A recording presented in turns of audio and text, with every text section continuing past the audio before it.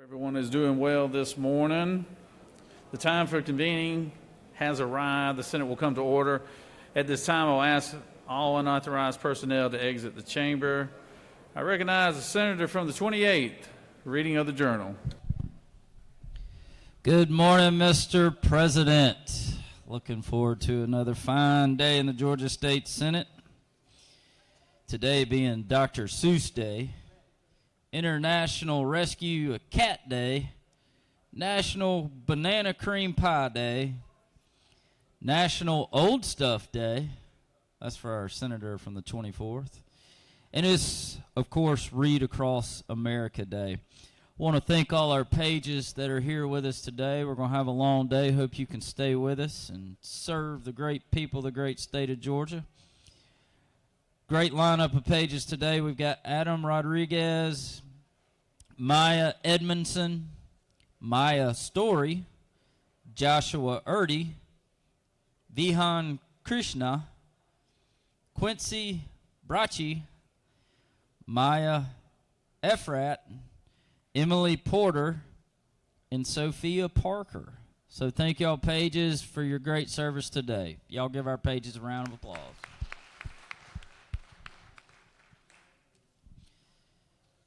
Mr. President, the journal has been read, but I actually found a little error. And there's an error in the journal of the 24th legislative day. Hey, Senator, I think let's get this journal approved, and then we'll look for the motion on the error from the other day. Well, today's journal's been read and found to be correct. All right. Well, is there objection to dispensing of the reading of the journal? Chair hears none, and the reading of the journal is dispensed with.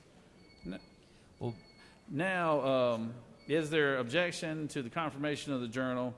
Chair hears none, and the journal is confirmed. Now the chair recognizes the senator from the 28th for the correction. Thank you, Mr. President. There was an error found in the journal of the 24th legislative day, and I ask that the senator from the 21st district be recognized to explain. All right. Thank you, Senator. I recognize the senator from the 21st. Thank you, Mr. Rules Chairman. Thank you, Mr. President. Mr. President, the report from the Committee on Economic Development and Tourism on February 27th erroneously read SB 55, due pass by committee substitute LC 540211S. The report should have read SB 55, due pass by committee substitute LC 500543S. I therefore ask for unanimous consent that the journal for Legislative Day 24 be corrected to reflect the appropriate LC number. Thank you. Okay. Secretary, read the caption. Senate Bill 55 by Senator Parent of the 42nd and others, a bill to be entitled an act to amend Chapter 80 of Title 36 of the Official Code of Georgia annotated, relating to general provisions relative to counties, municipal corporations, and other governmental entities so as to prohibit the regulation of businesses of persons under 18 years of age. That completes the order, Mr. President. The senator from the 21st has asked unanimous consent that the Senate Journal from the 24th legislative day be corrected so that the report from the Committee on Economic Development and Tourism reads SB 55, due pass by substitute. Is there objection? Hearing none, the journal is corrected as requested. Substitute is in question is on today's rules calendar. You're now receiving the correct copy for this in your books. All senators who have bills and resolutions to introduce, please bring them to the Secretary's desk. First reading and references to Senate bills and resolutions. Senate Bill 279 by Senator Halpern of the 39th and Anna Vitarte of the 31st, a bill to be entitled an act relating to state flag, seal, and other symbols so as to provide Senate Bill properties. Senate Bill 280 by Senator Halpern of the 39th and others, a bill to be entitled an act relating to tourist courts so as to prohibit tourist courts from offering. Senate Bill 281 by Senator Harbison of the 15th, a bill to be entitled an act relating to general provisions regarding child custody proceedings so as to provide judicial discretion in determining the right of a surviving parent to custody of a child when such surviving Children parent. and family. Senate Bill 282 by Senator Strickland of the 17th and others, a bill to be entitled act. Insurance and labor. Senate Bill 283 by Senator Strickland of the 17th and others, a bill to be entitled an act relating Judiciary. to. Senate Bill 284 by Senator Estevez of the 6th and others, a bill to be entitled an act relating Education to. and youth. Senate Resolution 235 by Senator Moore of the 53rd and others, a resolution urging the federal government of the United States to conduct a comprehensive... Rules. That completes the order, Mr. President. First reading references the House bills. House Bill 43 by Representative Lim of the 98th and others, a bill to be entitled an act relating to protection of American Indian human remains and Natural burial. resources. House Bill 51 by Representative Perkle of the 169th and others, a bill to be entitled an act. Education and youth. House Bill 63 by Representative Williams of the 148th and others, a bill to be entitled an act relating to furnishing Insurance claims. and labor. House Bill 130 by Representative Gamble of the 15th and others, a bill to be entitled an act relating to the Georgia Student Finance Authority so as to Higher provide. education. House Bill 185 by Representative Gaines of the 120th and others, a bill to be entitled an act relating to Hope scholarships and grants so as to provide Higher for Hope. education. House Bill 298 by Representative Daniel of the 117th and others, a bill to be entitled an act relating to general provisions regarding. Judiciary. House Bill 308 by Representative Newton of the 127th and others, a bill to be entitled an act relating to income taxes so as to. Finance. House Bill 311 by Representative Smith of the 70th and others, a bill to be entitled an act relating to. Finance. House Bill 318 by Representative Hilton of the 48th and others, a bill to be entitled an act relating to elementary and secondary Education and youth. education. House Bill 336 by Representative Cox of the 28th and others, a bill to be entitled an act relating to amendment and revision of codes generally so as to Regulated prohibit. industries. House Bill 338 by Representative Irwin of the 32nd and others, a bill to be entitled an act, the Quality Basic Education Act so as to Education provide. and youth. House Bill 402 by Representative Hilton of the 48th and others, a bill to be entitled an act relating to the health of elementary and secondary school students. Education and youth. House Bill 406 by Representative Jaspers of the 11th and others, a bill to be entitled an act relating to Regulated industries. jurisdiction. House Bill 436 by Representative Corbett of the 174th and others, a bill to be Natural entitled an act. resources. House Bill 460 by Representative Bellinger of the 23rd and others, a bill to be entitled an act relating to juvenile Children and code. family. House Bill 500 by Representative Silcox of the 53rd and others, a bill to be entitled an act relating to arson and explosives so as to provide for the offense of arson. Judiciary. House Bill 505 by Representative Chokas of the 151st and others, a bill to be entitled an act relating to riot so as to provide for a felony penalty to amend. Judiciary. House Bill 508 by Representative Ballinger of the 23rd and others, a bill to be entitled an act relating to restraining orders. Judiciary. House Bill 509 by Representative Ballinger of the 23rd and others, a bill to be entitled an act relating to burglary so as to include an Children act. and family. That completes the order, Mr. President. Secretary will read reports of standing committees. The Senate Committee on Finance has had under consideration the following legislation as instructed me to report the same back to the Senate with the following recommendation. House Bill 95 do pass. Respectfully submitted, Senator Huffstetler of the 52nd District Chairman. Mr. President, that completes the order.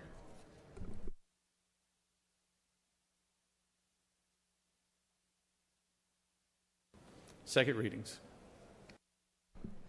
Senate Bill 64 by Senator Robertson of the 29th and others, birth certificate, issuance of a copy of the original birth certificate to certain adult persons who were adopted provide. Senate Bill 103 by Senator Goodman of the 8th and others, unclaimed property, handling of certain wills provide. Senate Bill 146 by Senator Gooch of the 51st and others, Georgia Public Service Commission, regulation and taxation of a provision of certain electricity used as a motor fuel in electric vehicles provide. Senate Bill 147 by Senator Still of the 48th and others, boundless opportunities for Georgia students act enact.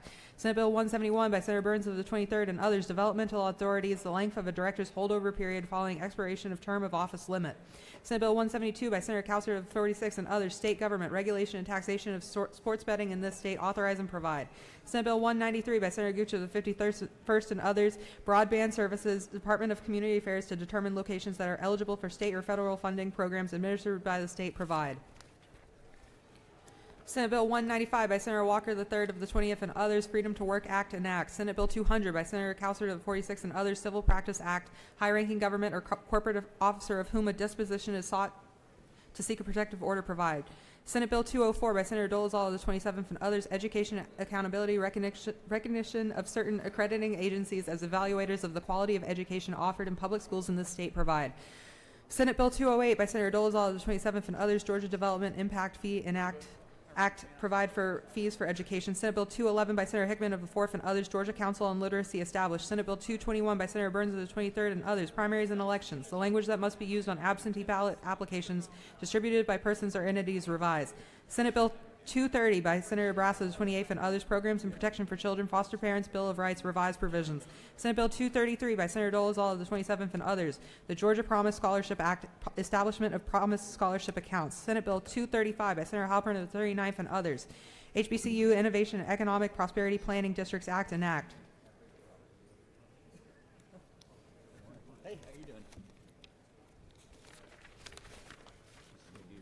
Senate Bill 236 by Senator Setzler of the 37th and others, Board of Commissioners of Cobb County, the description of commissioner districts changed. Senate Bill 240 by Senator Walker III of the 20th and others, retirement and pensions, their minimum and maximum allowable benefit multiplier for current and future retirees revised.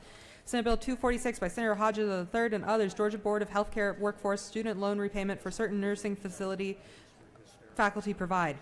Senate Bill 254 by Senator Brasso, the 28th, selling and other trade practices, requirements for earned wage access services provide. Senate Bill 259 by Sarah Hatchett of the 50th and others, Superior Court of Banks County, moved from the Piedmont Judicial Circuit to the Mountain Judicial Circuit. Senate Bill 260 by Senator Hatchett of the 50th and others, Georgia Electric Vehicle Future Act enacts. Senate Bill 266 by Senator Harbin of the 16th and others, retirement and pensions, fiduciary duty to invest retirement assets solely in the financial interests of participants and their beneficiaries provide.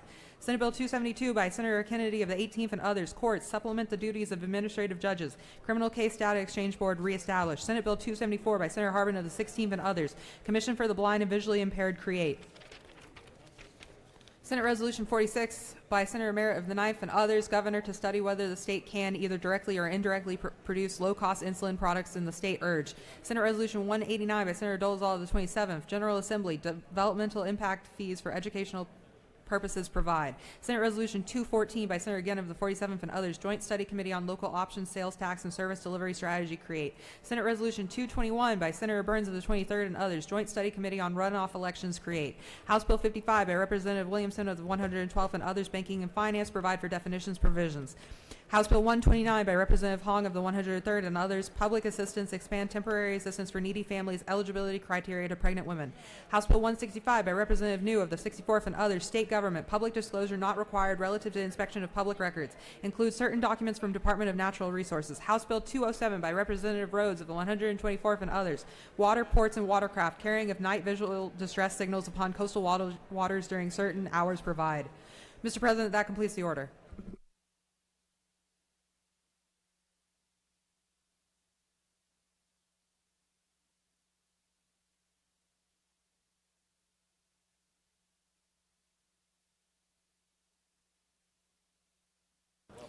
It is now time for the morning roll call. Are there any motions to excuse?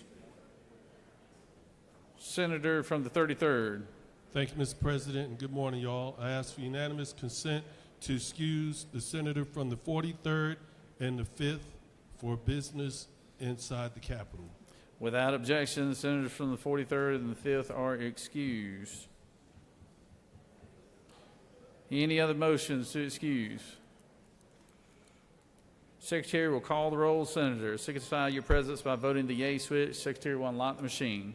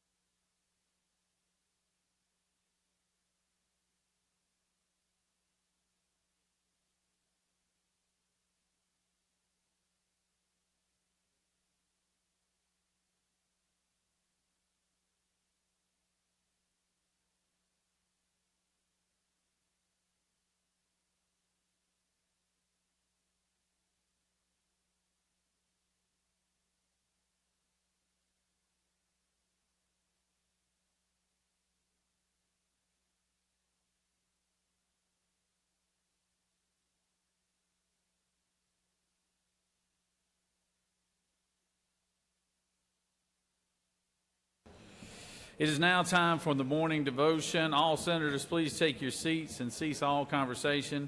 I would ask that the doorkeepers secure the chamber at this time. I recognize my senator from the 25th District for the purpose of the pledge and introducing our chaplain of the day. Senator. Thank you, Mr. President. If y'all will join me in the pledge to the flag. I pledge allegiance To the flag of the United States of America and to the republic for which it stands, one nation, under God, indivisible, with liberty and justice for all. and the Georgia flag.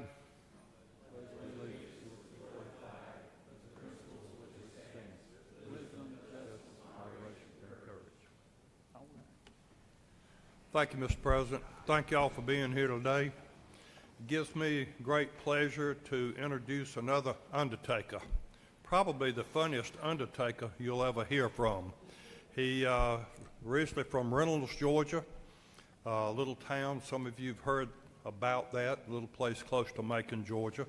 But Bruce and I have been friends for many, many years. Matter of fact, my mother is a funeral director, and she actually worked with him back many years ago. But I'm not going to take more time. It's Bruce Goddard. Thank you. Thank you, Senator Williams, and he is right. And thank you, Lieutenant Governor Jones, for having me here. Thank all of you for having me here. Senator Williams is right. You got an undertaker to speak to you for a few minutes this morning. I'm going to be very quick. That means you need to sit on the edge of your seats and look alive, okay? Because I guarantee you I can tell the difference, all right? I'm going to give you 4 quick observations that I made viewing life from my hearse. I view life from a hearse. The first observation I made is the world ain't going to stop when you die. Do y'all realize that? Some of us think we're going to live forever. It's going to keep right on going. The second observation I made, that we need to lighten up. It is okay to laugh. You're not that important. It's okay to have a sense of humor. It's even okay to laugh right in the face of adversity. The third observation I made about life, viewing life from my hearse, is in this world you're going to have trouble. I don't care who you are. I don't care if you're a Democrat or Republican. I don't care the color of your skin or whether you're from Reynolds, Georgia or Atlanta, Georgia. Things ain't going to always go your way. And I've observed that viewing life from my hearse. The fourth observation I made is the only investments that matter when you're dead and gone and some crazy guy like me or Rick Williams hauls you off are the investments you make in people. At the end of the day, we don't have a U-Haul going to that cemetery. Don't matter how much money doesn't matter how much money you have or what you have, the investments you leave in people will live on after you're dead and gone. But when I view life from a hearse, what I really mean is that I view life with the end in mind. And that's why I'm here today. And I want you, if you would, to honor God by standing for the reading of God's Word. Would you do that? In the beginning was the Word, and the Word was with God, and the Word was God. He was with God in the beginning. Through Him all things were made. Without Him nothing was made that has been made. In Him was life, and that life was the light of men. The light shines in the darkness, but the darkness has not understood it. There came a man who was sent from God. His name was John. He came as a witness to testify concerning the light so that through him all men might believe. He himself was not the light. He came only as a witness to the light. The true light that gives light to every man was coming into the world. He was in the world. And though the world was made through him, the world did not recognize him. He came to that which was his own, and his own did not receive him. Yet to those who received him, to those who believed in his name, he gave them the right to become children of God. Children not born of natural descent or human decision, but born of God. The Word became flesh and lived for a while among us. And we've seen his glory, the glory of the one and only Son who came from the Father, full of grace and truth. John testified concerning him. He cried out, "It is he of whom I said, when I said, he who comes after me surpasses me because he was before me." From the fullness of his grace, we have received one blessing after another. The law was given through Moses, but grace and truth came through Jesus Christ. How great is the love the Father has lavished on us, that we should be called the children of God. And that's what we are. The reason the world doesn't know us is because it did not know him. Dear friends, now we're children of God. But what we will be has not yet been made known. But we know that when he appears, we shall be like him, for we shall see him as he is. Dear friends, let us love one another, for love is of God. And everyone who loves has been born of God and knows God. Whoever does not love does not know God, for God is love. This is how he showed his love among us. He sent his one and only Son into the world for us to live through him. This is love. Not that we love God, but that he loved us and gave his Son as an atoning sacrifice for our sins. Since God so loved us, let us also love one another. The Lord is your refuge and strength. He's an ever-present help in trouble. Therefore, we will not fear. Though the earth give way, and the mountains fall in the heart of the sea, though its rivers roar and foam, and the mountains quake at their surging, there is a river whose streams make glad the city of God, the holy place where the Most High lives. God is within her, she will not fall. God is within you, you will not fall. He will help you at the break of day. Nations are in an uproar. Boy, they are, aren't they? Kingdoms fall. He lifts his voice and the earth melts. The Lord Almighty is with you. The God of Jacob is your fortress. So bless the Lord, O my soul, and all that is within me. Bless his holy name. Bless the Lord, O my soul, and forget none of his benefits. He pardons all our iniquities. He heals all our diseases. He redeems our life from the pit. He crowns us with loving kindness and compassion. He satisfies our years with good things so that our youth may be renewed like the eagle. The Lord performs passionate deeds to those who are oppressed. He made known his ways to Moses, his acts to the sons of Israel. The Lord is gracious and compassionate, slow to anger and abounding in loving kindness. He has not dealt with us according to our sins, nor has he rewarded us according to our iniquities. As high as the heavens are above the earth, so great is his loving kindness toward those who fear him. As far as the east is from the west, so far has he removed our transgressions from us. For he himself knows our frame. He is mindful that we are but dust. But as for a man, his days are like grass. As a flower of the field, he flourishes. And when the wind has passed over it, it is no more. And its place acknowledges it no longer. But the loving kindness of the Lord is from everlasting to everlasting, and his righteousness to children's children, to those who fear him and remember his precepts to do them. Let's pray. The words of Paul. For this reason I kneel before the Father, from whom the whole family in heaven and earth derives its name. I pray out of his glorious riches that he may strengthen you with power through his Spirit in your inner being, so that Christ may dwell in your hearts by faith. And I pray that you, being rooted and established in love, may have power together with all the saints to grasp how high and wide and long and deep is the love of God, and to know this love that surpasses knowledge, so that you may be filled to the measure with all the fullness of God. Now to him who is able to do immeasurably more we can ask or think, according to his power that is at work within us, to him be glory in the church and in Christ Jesus and in the Senate of the great state of Georgia, and to all generations. Amen and amen. Thank you.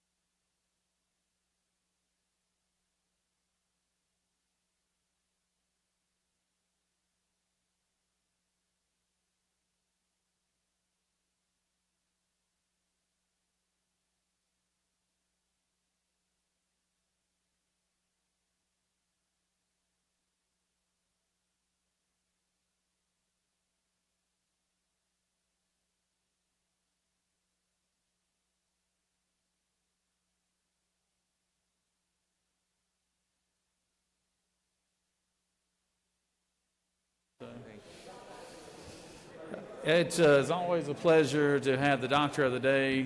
I'm going to pinch hit for our senator from the 6th right now. He's off the floor, but Dr. Randy Reiser is here with us today, and we greatly appreciate all our physicians who come down here and volunteer their time here at the Capitol, and glad that Dr. Reiser could join us today. And at this time, let's give Dr. Reiser a warm welcome. Thank you very much. Thank you, Mr. President. As a physician, I just want to tell you what an honor it is to be here today, and I want to thank you for all you do to maintain the most important thing in terms of maintaining the health of the citizens in Georgia, and that is supporting the doctor-patient relationship. As a Army veteran, I also want to thank you for everything that you do for our veterans and our families. I look forward to serving you today. Thank you.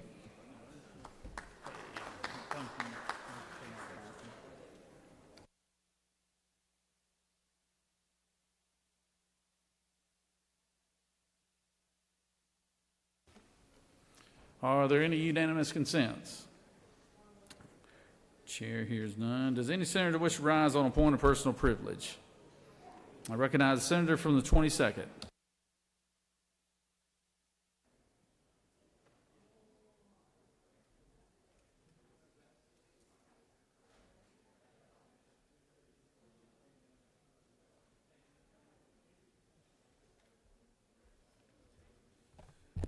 Thank you, Mr. President. Thank you, Mr. President. I rise today to welcome the men of Kappa Alpha Psi Fraternity Incorporated, founded January 5, as we say J5, 1911, in Indiana University, through the wisdom and guidance of our dreamer, Elder Watson Diggs, founded on the University of Indiana campus. It is committed to social fraternity, but also community service, and above all, achievement. Why do I say achievement? When you look at the persons who have been part of this noble clan, whether we're talking about in politics, John Conyers, Ralph Abernathy, talking about in the law, Johnny Cochran, or sports, Wilt Chamberlain, this fraternity represents men of achievement. But what is most impressive about this fraternity is not the individual accolades, but its dedication to service, its dedication to the community, but also where it is from.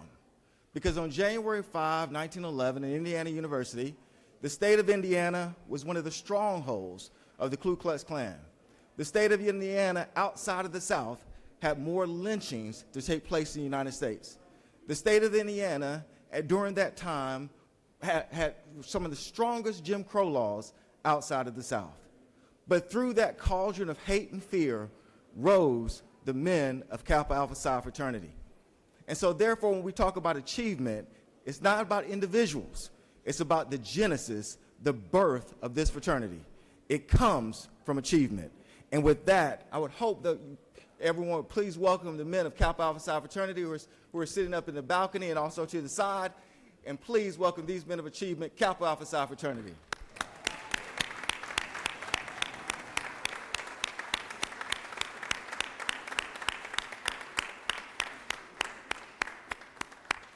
And with that, Mr. President, I yield well.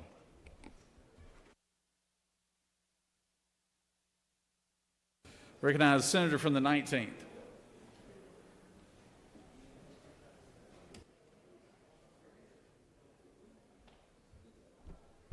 Thank you, Mr. President. Members of the Senate, I got good news this morning. We have a budget, but it's not finalized yet.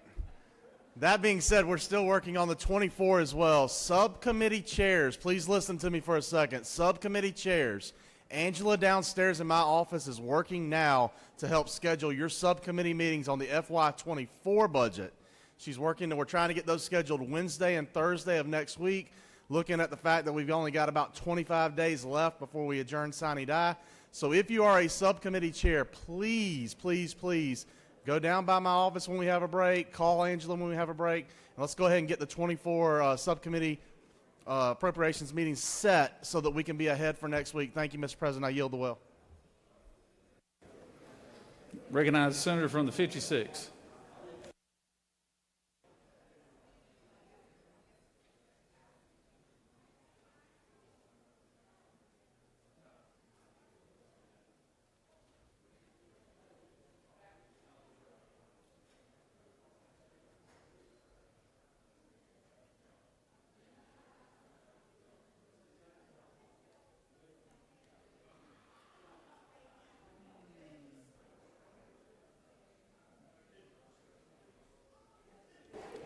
Recognize the senator from the 56th. Thank you. Thank you, Mr. President. Today is EMS Day. I hope some of you went downstairs to meet with our men and women who are EMTs and paramedics who are in every one of your districts and communities. Today, we recognize the over 26,000 people who are there serving you each and every day. For those of us that have either performed that service or you've been needing their service, you know how important they are. I think we got a great view of that just 2 months ago today, while during Monday Night Football, star player for the Buffalo Bills, Hamlin, literally died on the field. He went into full cardiac arrest. Had it not been for a coach to come out to start CPR and then EMS personnel to continue both CPR and use an AED to bring him back to life, Damar wouldn't be with us here today. So please take a moment to find these fine men and women, shake their hand, and say thank you for literally saving lives. Thank you, Mr. President. I yield the well.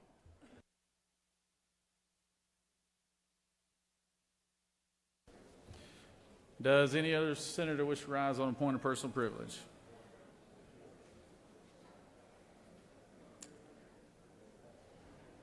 You have before you a consent calendar or privilege resolutions. Does any senator wish to remove a resolution from the consent calendar? Is there objection to the adoption of the resolution on the consent calendar? Chair hears none, and the resolution on the consent calendar is adopted.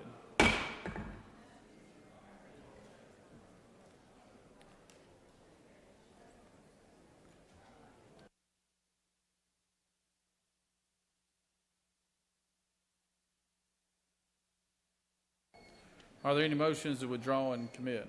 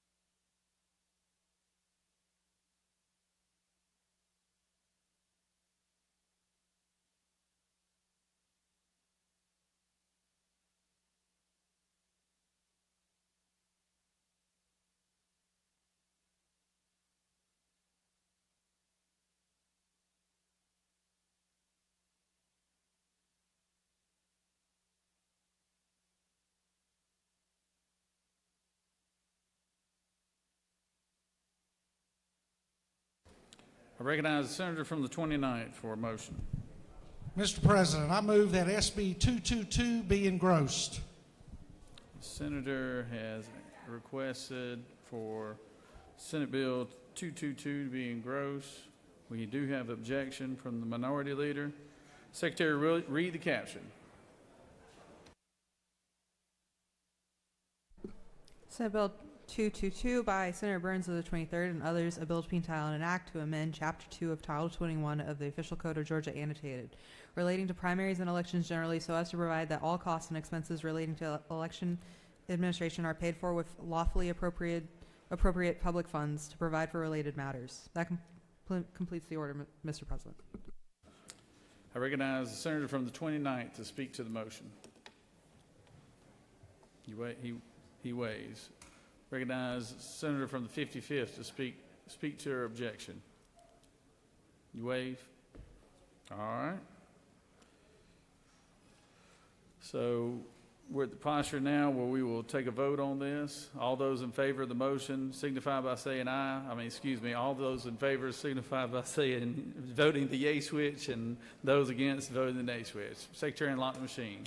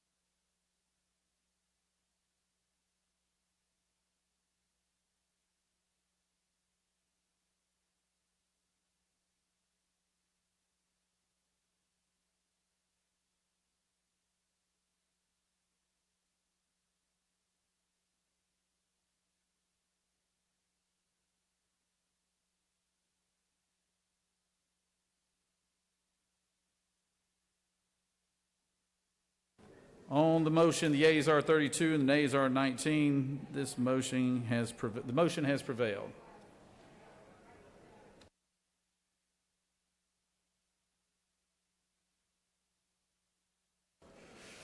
We are now heading to the rules calendar. Senate Bill 109. Secretary, read the caption. Senate Bill 109 by Senator Eccles of the 49th and others, a bill to be entitled an act to amend Article 7 of Chapter 4 of Title 49 of the Official Code of Georgia annotated relating to medical assistance generally so as to require the Department of Community Health to include continuous glucose monitors as a pharmacy benefit for Medicaid recipients. The Senate Committee on Health and Human Services recommends that this bill do pass. Respectfully submitted, Senator Watson of the 1st District Chairman. Mr. President, that completes the order.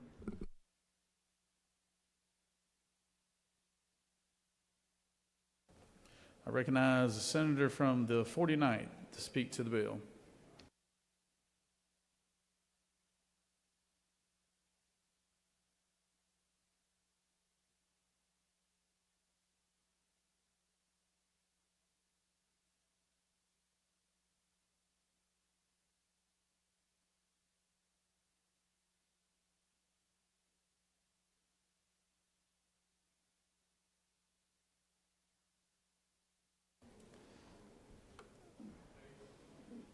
Or would you?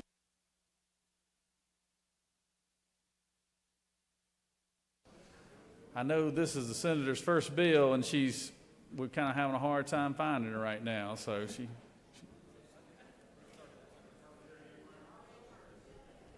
Parliamentary inquiry. State your inquiry. Isn't it true the senator from the 49th is AWOL at this time? We think she's in prayer because this is her first bill. She's a little concerned, Senator. She's a little concerned. Freshman fears. No, the first bill. I'll call on the senator. I know the chairman of that committee, senator from the 1st. He's willing to pinch hit for her. So I recognize the chairman from Savannah, Georgia, to speak to the bill.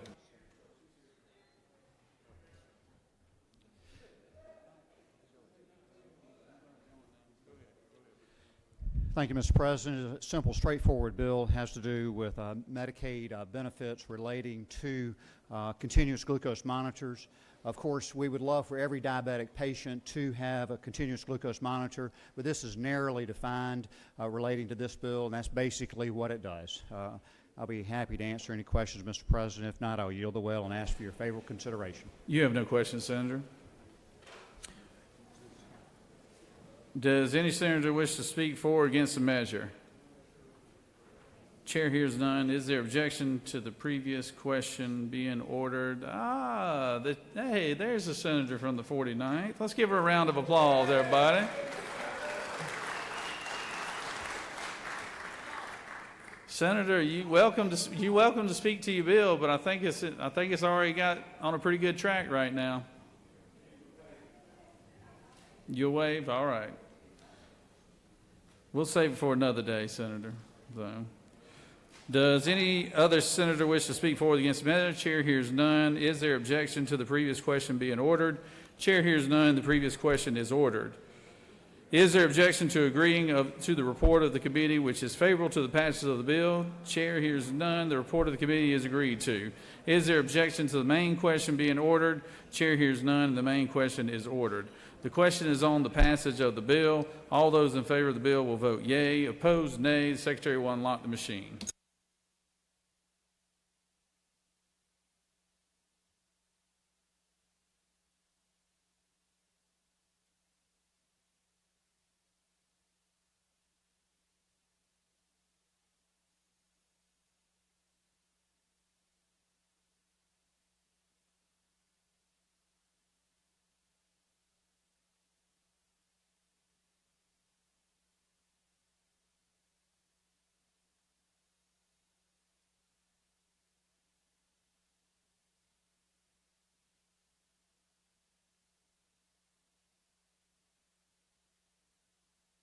Senator from the 52nd, what purpose do you rise?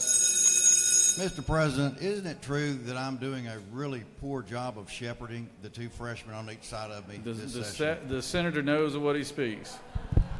No question. You got your hands full back there, Senator. So, On the passage of the bill, the yeas are 52, the nays are 1. This bill, having received the requisite constitutional majority, is therefore passed.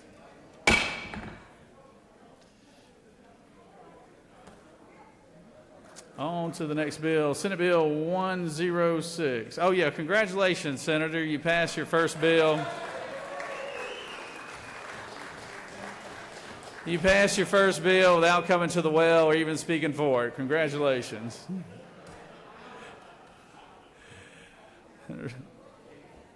Senate Bill 106. Secretary, read the caption. Senate Bill 106 by Senator Walker of the 20th and others, a bill to be entitled an act to amend Article 7 of Chapter 4 of Title 49 of the Official Code of Georgia annotated, relating to medical assistance generally, so as to provide for a 3-year pilot program to provide coverage for remote maternal health clinical services under the Medicaid program. The Senate Committee on Health and Human Services recommends that this bill do pass by substitute. Respectfully submitted, Senator Watson of the 1st District Chairman. The Senate Committee on Health and Human Services offers the following substitute to Senate Bill 106, a bill to be entitled an act to amend Article 7 of Chapter 4 of Title 49 of the Official Code of Georgia annotated, relating to medical assistance generally, so as to provide for a 3-year pilot program to provide coverage for remote maternal health clinical services under the Medicaid program. That completes the order, Mr. President.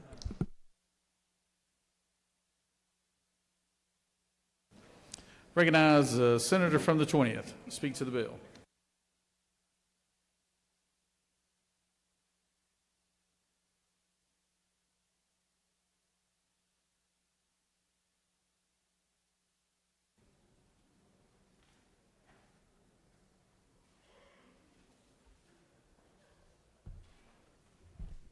Thank you, Mr. President. Colleagues, this is my 8th session. I think I've been through 2 or 3 special sessions, but I learned something every day just about up here, but certainly every session, and I learned something just now. I did not realize that we could have a proxy present our bills. So, Mr. President, would it be all right for the senator from the 1st to present this for me? He's got a great track record, yes, Senator. No, I'm just kidding. Thank you. Ladies and gentlemen, we've got a lot of great things happening in Georgia. We're really proud of the progress the state has made in the last really 20 years of good leadership. But economic development, success, a lot of industry announcements, job growth, those kind of things. But sadly, Georgia continues to lag the nation in healthy birth outcomes for both mothers and babies. We have taken steps in the last few years to make improvements in these areas by extending Medicaid coverage to mothers for 12 months after the birth of the baby. This is another measure to try to improve our birth outcomes. Health care before and during and after pregnancy can help identify and manage conditions that contribute to preterm birth and other adverse outcomes. According to the March of Dimes, in an average week in Georgia, 2,355 babies are born. Of these babies, on average, weekly, 283 are born preterm, before 37 weeks of pregnancy, and 252 babies are born at low birth weight, under 5.5 pounds. Of the 2,355 babies born weekly in Georgia, according to the March of Dimes, only 1,797 of these mothers receive adequate prenatal care. Georgia preterm births accounted for 11.9% of all births, which earned Georgia a grade of F on the 2022 March of Dimes report card. 53% of Georgia counties have low or no access to maternity care. I believe that we have 60 or so counties that have no OBGYN. Some of our counties don't even have a primary care physician. What this bill does is it directs, you'll see on line 30, it directs the Department of Community Health, and I've been meeting with them about this, and I've met with our former Senate colleague who is now the Chief Medical Officer at DCH, Dr. Burke. It directs DCH to develop and implement a pilot program during fiscal years 2025, 2026, and 2027 to provide remote maternal health clinical services to recipients of medical assistance whose health care provider identifies them as someone who may experience a high-risk pregnancy. The criteria to participate in the program, you'll see on line 39, it starts to list out the eligibility to participate in the pilot. The recipient would have to be pregnant. Their health care provider would have to determine that remote maternal health clinical services are in the best interest of the patient, and the health care provider determines that they have a high risk at risk for a high risk pregnancy, and all of those categories are listed on line 47 through 54. And on line 55, and this is important, the recipient lives in a county without a licensed OBGYN who participates in the state Medicaid program. So this is a pilot program to use telehealth, telemedicine, remote patient monitoring, and to see if that gives us better outcomes on our births. I would appreciate the support of this bill. I'd be happy to answer any questions if there are any. You have no questions, Senator. All right, I yield the well. Thank you. Does any senator wish to speak for or against the measure? Chair hears none. Is there objection to the previous question being ordered? Chair hears none, and the previous question is ordered. The question is on the adoption of the committee substitute. Is there objection to the adoption of the committee substitute? Hearing none, the committee substitute is adopted. Is there objection to agreeing to the report of the committee which is favorable to the passage of the bill? Chair hears none. The report of the committee is agreed to. Is there objection to the main question being ordered? Chair hears none, and the main question is ordered. The question is on the passage of the bill by substitute. All those in favor of the bill vote yea, opposed nay. Secretary, unlock the machines.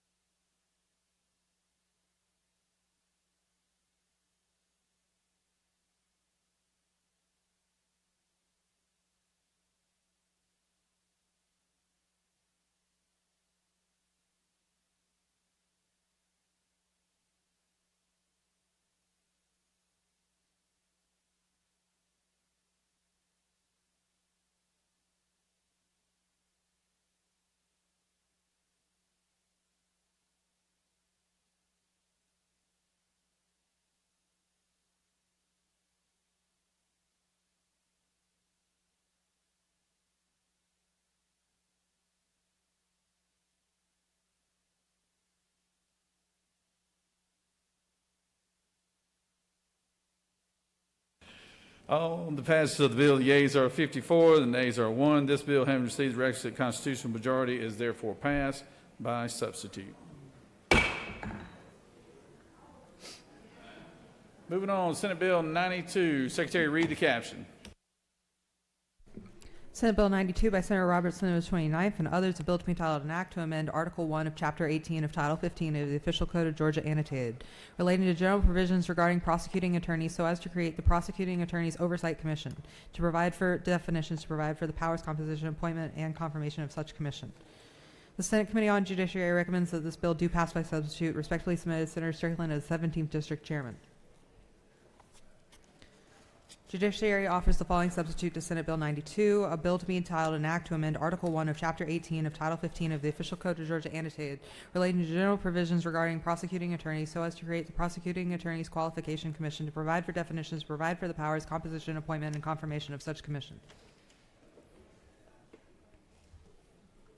Senator Albers of the 56 and others offer the following amendment, Amendment 1, to amend Senate Bill 92 by deleting citizen from line 93, inserting a period after the word section on line 37, and deleting provided, however, that such standards and rules shall be effective only upon review and adoption by the Supreme Court from lines 137 and 138. That completes the order, Mr. President. Recognize the senator from the 29th to speak to the bill.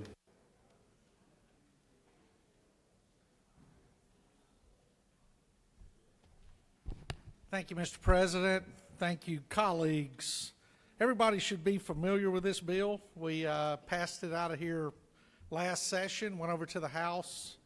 They added a little weight to it, sent it back over, and myself and the senator from the 20th weren't quite good enough at getting that weight off, so I think it ended up languishing on the table at the end of last session, if my memory does not escape me. But SB 92 is the Prosecuting Attorneys Qualification Commission legislation. What this does is it creates the Prosecuting Attorneys Qualification Commission, which will have the power to discipline, remove, and cause involuntary retirement of appointed or elected district attorneys or solicitors generals. And of course, it provides grounds for disciplines of district attorney or solicitor general, or his or her removal or involuntary retirement from office. Friends, as most of you know, I know in this chamber we have a law enforcement officer, a juvenile probation officer, and a gaggle of attorneys. And so most of those individuals and a lot of the other experts in the room are extremely familiar with the criminal justice system. And here in Georgia and throughout the United States, we depend on a complex criminal justice system to keep our communities safe and to protect those charged with crimes through a fair and honest due process system. This system here in Georgia is comprised of thousands of individuals who are sworn to carry out the many tasks in varying jurisdictions throughout the counties and cities and judicial circuits here in the state of Georgia. The three primary components of the criminal justice system are the law enforcement side, the court side, and the corrections side. But what many need to understand is the court side involves judges, defense attorneys, and prosecutors. Very, if not the most important part of the process, where individuals have the right to stand up and fight for themselves if wrongly accused and if rightly accused. The opportunity to fight same, and the opportunity, hopefully, if found guilty, to get a fair and honest sentence. And hopefully rehabilitation, because part of corrections is to help those individuals not only serve their time safely, but to help them transition back into society once their sentence is over. Friends, this is a straightforward bill. So you have it in your book on the green sheet. I'm reading off LC 442314, S is in Sierra. If you'll see, starting on line 14, the bill details exactly what the prosecuting attorney qualifying commission's responsibilities will be. Also, looking at the same piece of legislation, if you go to line 52, you see who the individuals are that will serve on this commission. I don't know that we have another commission in the state of Georgia that has 100% peer review on it. If you'll see line 52, one attorney with prosecutorial experience as an elected district attorney or elected solicitor general. Line 56, one attorney with at least 5 years of service as an assistant district attorney or as an assistant solicitor general.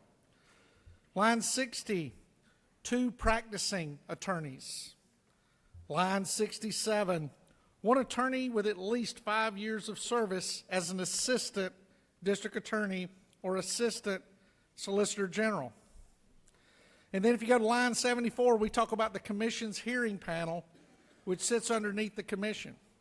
You have one elected district attorney or elected solicitor general. On line 78, one elected district attorney or elected solicitor general. And then the coup de grace on line 82, one former judge of the Superior Court or Court of Appeals or former justice who has at least 10 years of service as a judge and has formerly been a district attorney or solicitor.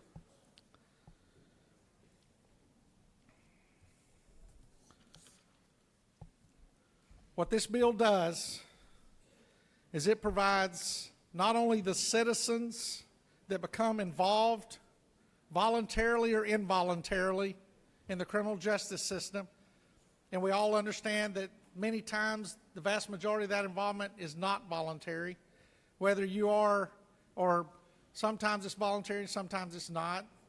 Those who go out and commit crimes offer themselves up to the criminal justice system, and those who are victims of crimes become part of it, not by their own choosing.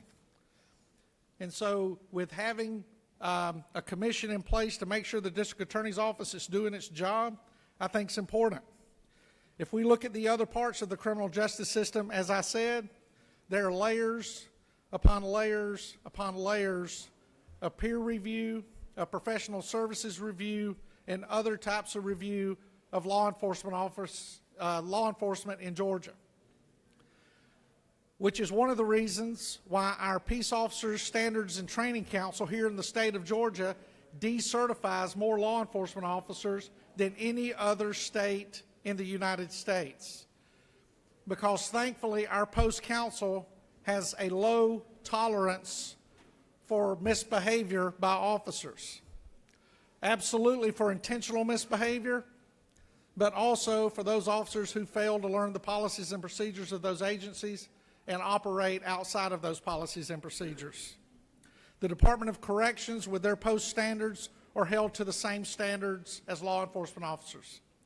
The judges that serve in the middle leg of the criminal justice system, Superior Court judges, state court judges, and others, they have the JQC that comes in and reviews their actions. Georgia statute states very clearly what the responsibilities of a district attorney is and what the responsibilities of a solicitor general is.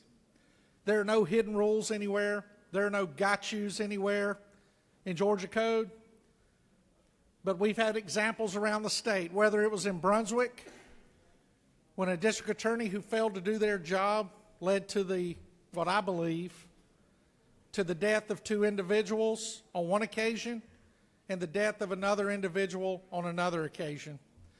And at that time did not handle that case the way Georgia law prescribed a district attorney to handle that case, with looking at all aspects and determining if in fact, when bumped up against Title 16 in Georgia law, did the perpetrators in those cases in fact violate the law. We also had it in Columbus, Georgia, in the Chattahoochee Circuit, my district, where a gentleman elected as district attorney decided he would choose what laws he would prosecute during his campaign and once he got into office. And once he got into office, because he had ADAs in his office that didn't necessarily agree with everything, and I'm all for politicians, elected DAs and sheriffs and others having control of their office, but going in there and understanding that philosophically some of his ADAs didn't agree with him, terminated 17 experienced ADAs and brought in new ADAs that had to be trained, with trial dockets about to explode moving into the pandemic, with cases that deserve speedy trials and proper attention. He ran on this track, and he ran on this track of reckless management of one of the busiest district attorney circuits in the state, until he ran off the tracks, was indicted, and sentenced to a year in the Georgia Department of Corrections for a crime. And we have it in other communities here too. We have it in a community near our state university where somebody who is an elected DA says they can choose, not based on evidence, but based on how they feel and what their political leanings are as to who they will prosecute and who they will not. And in order to solve this problem, there needs to be oversight. And I think this is the cleanest, fairest, most honest way to provide that oversight. I want to thank those on the Judicial Committee and the chairman from the 17th for the intentional vetting they give on this bill. It's one of those committees that, if you want to truly understand what vetting is, I encourage you to go there, sit there, be quiet and listen. They do a great job. But to my colleagues, I humbly ask that you support SB 92 to make our state a safer place and to balance out the accountability that is required, that is mandated within our criminal justice system. And with that, Mr. President, I'll stand for any questions, if I have any. You do have some questions, Senator. Senator from the 17th, you wish to rise? Thank you, Mr. President. Does Senator yield? I do yield, not knowing that you were going to ask me the first question after I talked about what a great chair you were. Well, Senator, isn't it true that at first I think you called me a goose, talking about the gaggle of lawyers out here, but then you complimented me at the end, so I'm really happy right now. Isn't that true? I guess as from a legal standpoint, I never use the word goose, and I think gaggle is open for interpretation. Yes, Okay. sir. Do you further yield? I do. Senator, how long have you worked on this issue? This has been, I think, approximately 3 years. We started on this not long after I was elected to this office, when we had a district attorney here in Fulton County that attempted to prosecute and persecute law enforcement officers without due process. You further yield? I do. Isn't it true that initially some people like me and also a lot of district attorneys in our state were opposed to this idea? Isn't that true? Absolutely. Do you further yield? I do.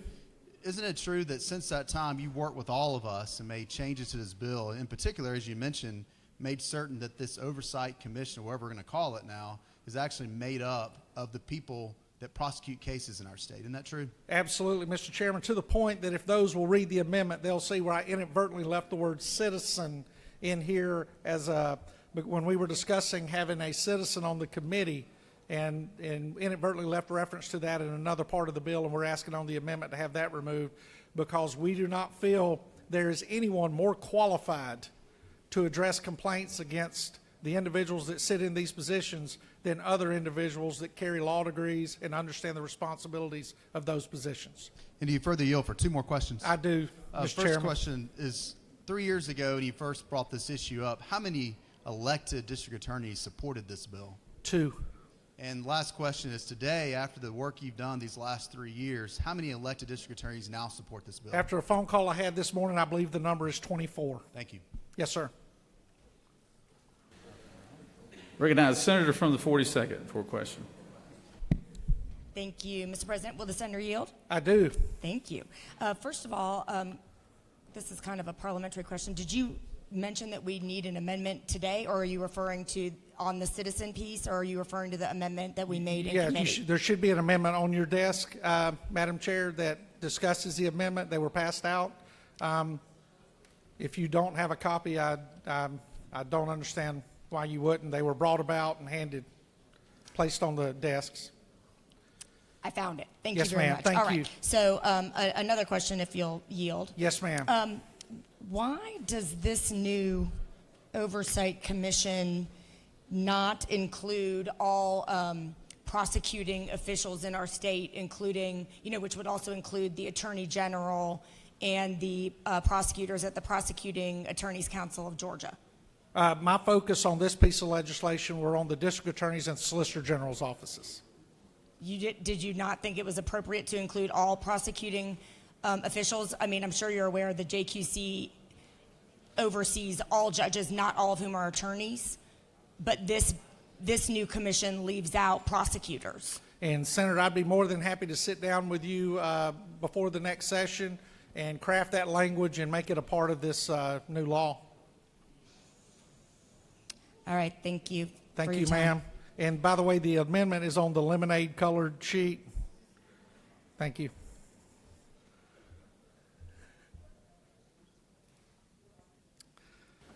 Senator from the 19th, you want to rise on for a question? Thank you, Mr. President. Senator, do you yield? I do, to the Mr. Dignified Appropriations Chair and Barrister.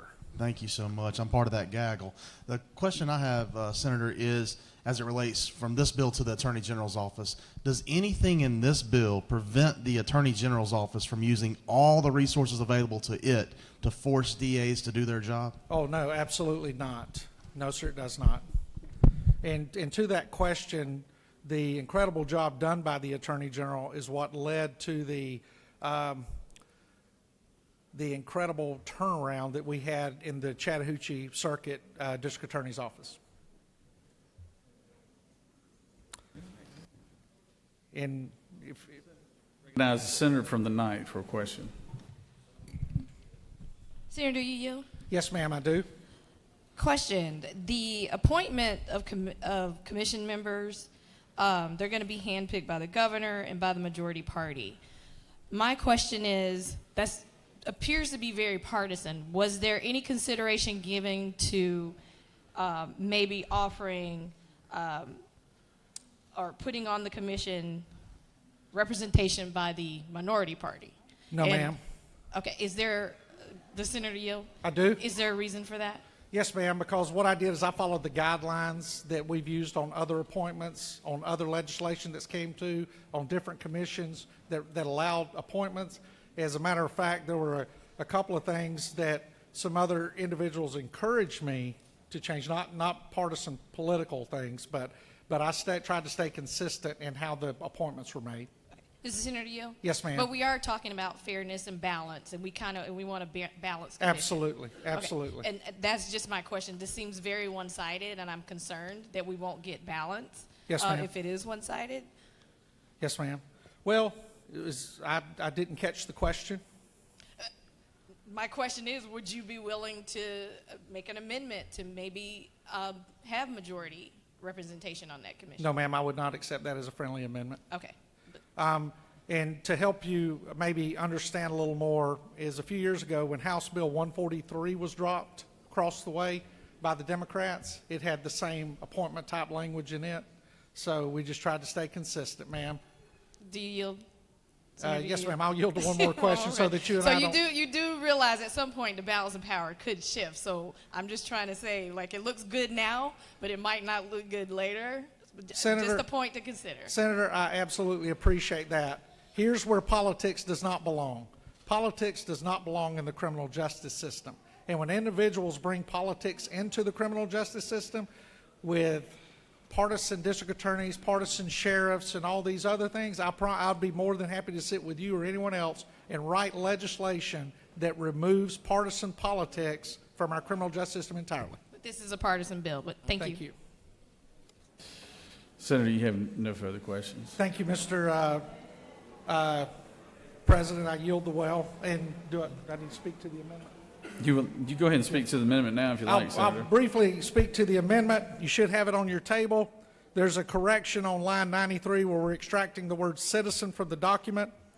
There's some Scriveners. You'll see where we are inserting a period after the word section on line 137 and deleting what's on 37 and 38. And then if you jump down to 9 on the lemonade sheet, you will see we're deleting the hearing panel's order in a disciplinary and incapacitated hearing may be reviewed by the Supreme Court in accordance, in order to make sure that we did not cross the wires in the three parts of our state government. And with that, Mr. President, I yield the well.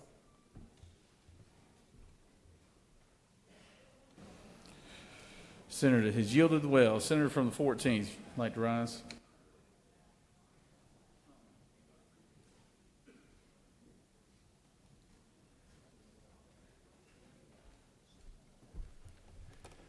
Thank you, Mr. President. Good morning, colleagues. Look forward to a substantial day of working with you all, and I'll try and keep this brief. I was one of 4 Democrats out of a caucus of over 70 in the Georgia House to vote for a previous version of this bill, and I got a lot of flack for it. So I want to start there so you understand that my approach to this bill is not myopic, it's not super hyper-partisan, it's just in response to the experiences I've had. I'm asking you to vote no. You won't, but the reason I'm asking you to vote no is because I think that the moment has changed since the death of Ahmaud Arbery in 2020 when we first started talking more seriously about prosecutorial oversight. And a very brief overview is the senator from the 29th is absolutely correct. There were both Republicans and Democrats who were talking about failures by some prosecutors in the summer of 2020, and that was an obvious point at that time because we had a prosecutor who needed to be removed down in the Brunswick area when the murder occurred, and she was trying to cover it up. And there are other DAs throughout the state, both Republican and Democratic, that I know that their local delegation might have issue with. I know there was some issue in Paulding County that legislators in the House were concerned about. But here's what I'm concerned about. There's a difference between the genesis of a legitimate discussion where the policy question of what should be done about wayward prosecutors comes up. There's a difference between that moment and the moment we're in now. There was really one bill in the last few years, and I worked on this. I can show you the lines that Representative Burt Reeves and I frantically hashed out together in committee personally. I can show you the part of this I stayed up late helping to write, which added more protections like a sworn affidavit, making sure that the complaint process couldn't be abused. But it's not just this bill anymore. We now have several bills, when you look at both the House and the Senate, that are purporting to affect the way that prosecutors, DAs, and solicitors do their job in this state. You've got a recall bill changing the percentage threshold from like 2 to 30%, right? Or excuse me, 30% to 2, got it backwards, to make it much easier to put the recall of a DA or solicitor on the ballot. You've got bills that would make the office of DA or solicitor nonpartisan. And this idea from the senator from the 29th, this narrative, this rhetoric that, well, we're putting partisan politics in district attorneys and solicitors' offices. They've been partisan. They've been partisan because there actually is some question of value judgment, policy judgment that goes into prosecution decisions. Marijuana or cannabis products are the flashpoint for this that's always the elephant in the room that nobody's speaking about. Because if you believe that the war on drugs should be prosecuted, if you believe that people should go to jail for minor weed offenses, that is a set of value judgments that's going to make you more likely to vote for a Republican prosecutor. We all know that. And if you disagree with that, you're more likely to vote for a Democratic one, and those values are reflected in the partisan identity of the candidates. I know partisanship has gotten out of hand in this country. We've become hyperpolarized, but that doesn't change the fact that there is a legitimate function for these offices to be responsive to voters in terms of the types of policies that they want to see. And I agree with the senator from the 29th about something important. If you are a duly elected DA, you cannot categorically refuse to enforce the law. You just can't do that. Valid laws that are not unconstitutional. You can't refuse to enforce laws. In fact, I helped write one of the provisions in here that says you can't do that. Lines 176 to 178 are a Burt Reeves McLaurin special. In committee, we decided together that this would be the right language, that if a prosecutor categorically announces that they're not going to enforce certain laws, that that's a violation of these rules. But I'll tell you what prosecutors should be able to do, and they do every day, and that's enforcement priorities. You've got a limited set of resources, you've got limited staff to prosecute cases. So there are some prosecutions that you're naturally going to prioritize over others. And there are plenty of prosecutors in our state, both Republican and Democratic, who think of it that way. So I guess what I'm trying to say to you in sum is there are legitimate discussions to be had about what the role of prosecution is, and we've got a state bar that is paying attention to whether prosecutors are doing that. We've also got voters who are paying attention to whether prosecutors are doing that. And these DAs and solicitors have to go answer their voters on a regular basis for all these decisions. But what I'm really worried about in this speech, the reason I'm giving it is more about conscience and it's more about just marking the moment. I'm really worried that as we lose social trust, as we increase down a path of hyperpartisanship, polarization, that we're going to use legitimate narratives like we hope that prosecutors are enforcing the law, but we're going to twist them and turn them into something else. And we're going to use a commission like this, potentially, to harass or put the fire under prosecutors of a certain party in certain urban areas, metro areas, that don't align with what state government wants. And I think it's dangerous if we let that political moment, there are a couple moments in here today that are frankly quite dangerous, right? Political moments where the one party's base is sort of whirring out of control, and that makes people in here feel like they have to be responsive in a way that is attacking or going after the cartoonish villain from the other party. And so I get that the rhetoric from the majority today, the defense of this bill is going to be, don't worry, this is neutral language, we're going to use it in a neutral way. But I really do worry about our political moment. And I'm asking you, at least, if you're going to vote yes on this today, at least please keep a watchful eye that we're not going down this path of creating more and more state government apparatuses to try to control local officials, control the minority party, and ignore the will of what local voters want, a theme that might come up again later today. I thank you for your attention this morning. I'm looking forward to a day of hard work. Thanks, Mr. President. Yield the well. You do have questions, Senator? Sure, I'll take questions. That's fine. I'll take one. Senator from the second, Ulysses Rise. Oh, my man. Does the senator yield? To you always. Senator, is it not true that this bill does not address the funding disparities that district attorneys face from county commissions who have to approve their budgets? And so if we are serious about district attorneys prosecuting crimes in this state, shouldn't we appropriate money from the General Assembly to help them do that? Two really good points that the senator makes. The first one is that so often it's not a question of jacking up penalties, making new crimes, acting tough on crime. It's a question of actually funding enforcement for the laws we've already got. That is really the solution to crime that we need to be looking at. Number two, the point that the senator makes is that all of this is inherently local. The way that DAs, solicitors charge crimes is based on their relationship to their community. It's not based on whether you can muster a statewide majority of one party or another. The question is, what do those voters in that community want?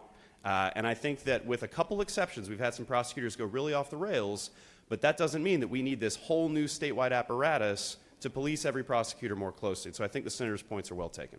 If there are no further questions, Mr. President, I'll yield the You floor. have one more question, Senator. Okay, well, I want to be polite and answer questions, so I'll take one more. Yes, sir. That's the last one. Senator from 46. Thank you, Mr. President. Senator Yield. I sure do. All right, so I get your concern about local control, but we're talking about local officials that are enforcing state laws that we pass.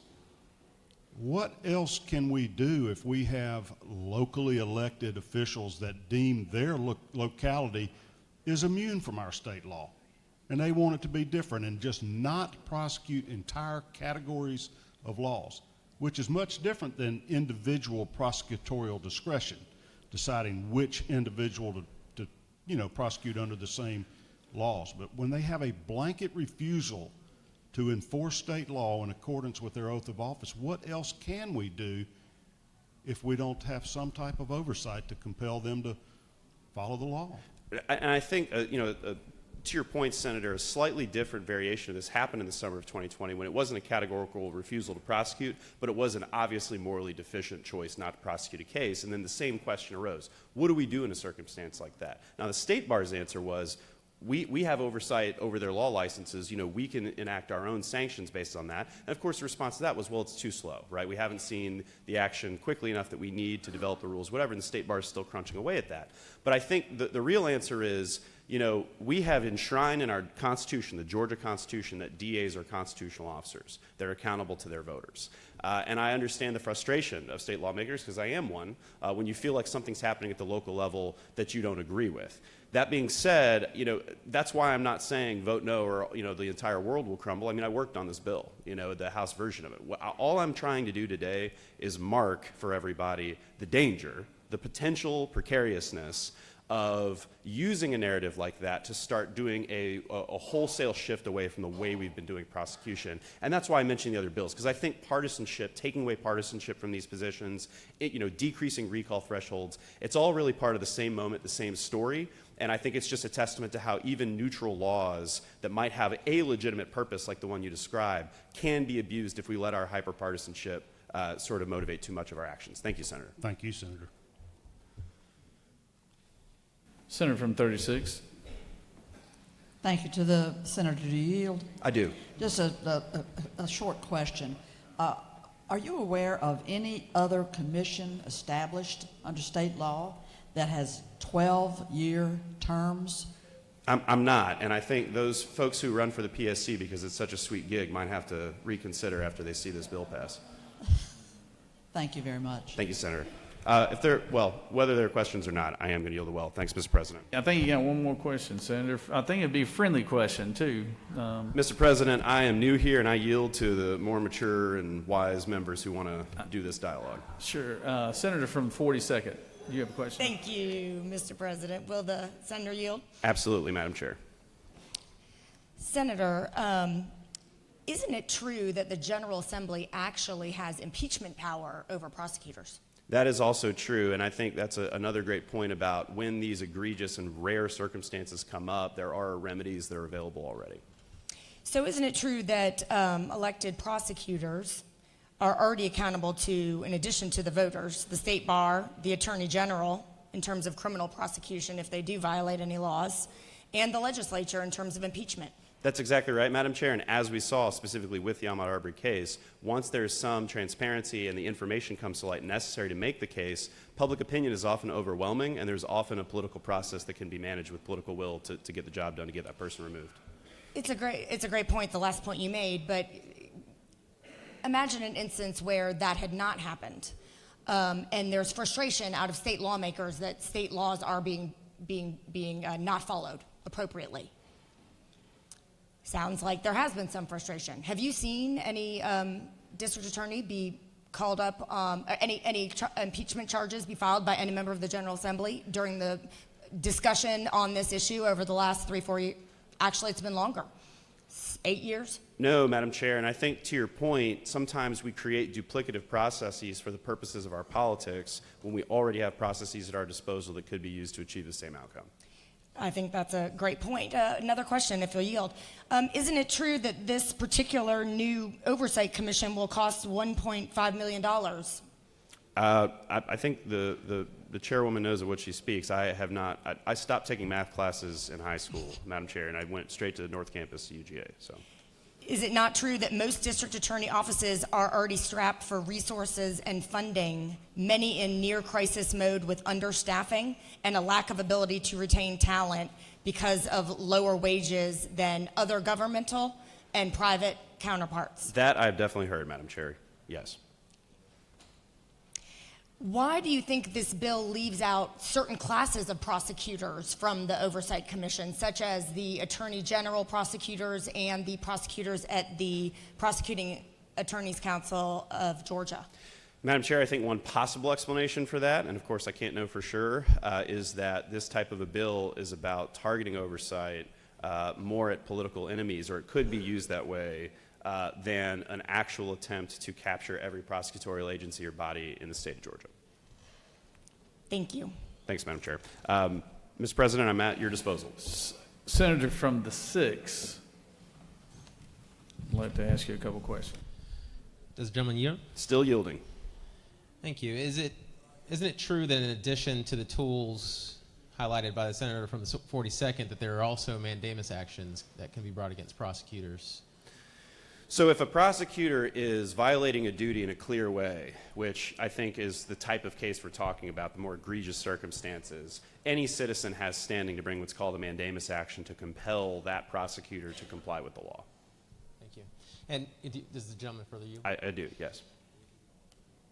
Isn't it true that the concern here is that this commission can be used to make more value political calls on decisions, such as the decision to prosecute an officer versus not prosecute an officer, like the DA decided in the Rashard Brooks case? The senator's making an excellent point, and I've tried to be measured in my tone today, so I hope you appreciate when I say this emphatically. I think it is unquestionable that one consequence of this bill is that prosecutors are going to add a layer of political concern to almost every big decision that they make because of the risk that a commission might come knocking if there is a party, a complainant that feels that they did not exercise the duties of their office correctly. So I think, the real worry is that this has a chilling effect as well, where prosecutors don't feel free, as they're constitutionally mandated to do, to exercise their discretion to prioritize enforcement the way that they wish. So that's something that's going to limit the discretion of every prosecutor in the state, and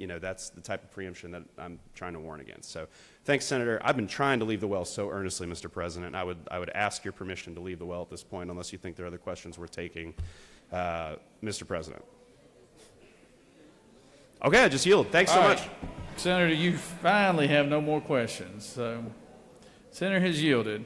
Senator from the 22nd, I'd like to rise.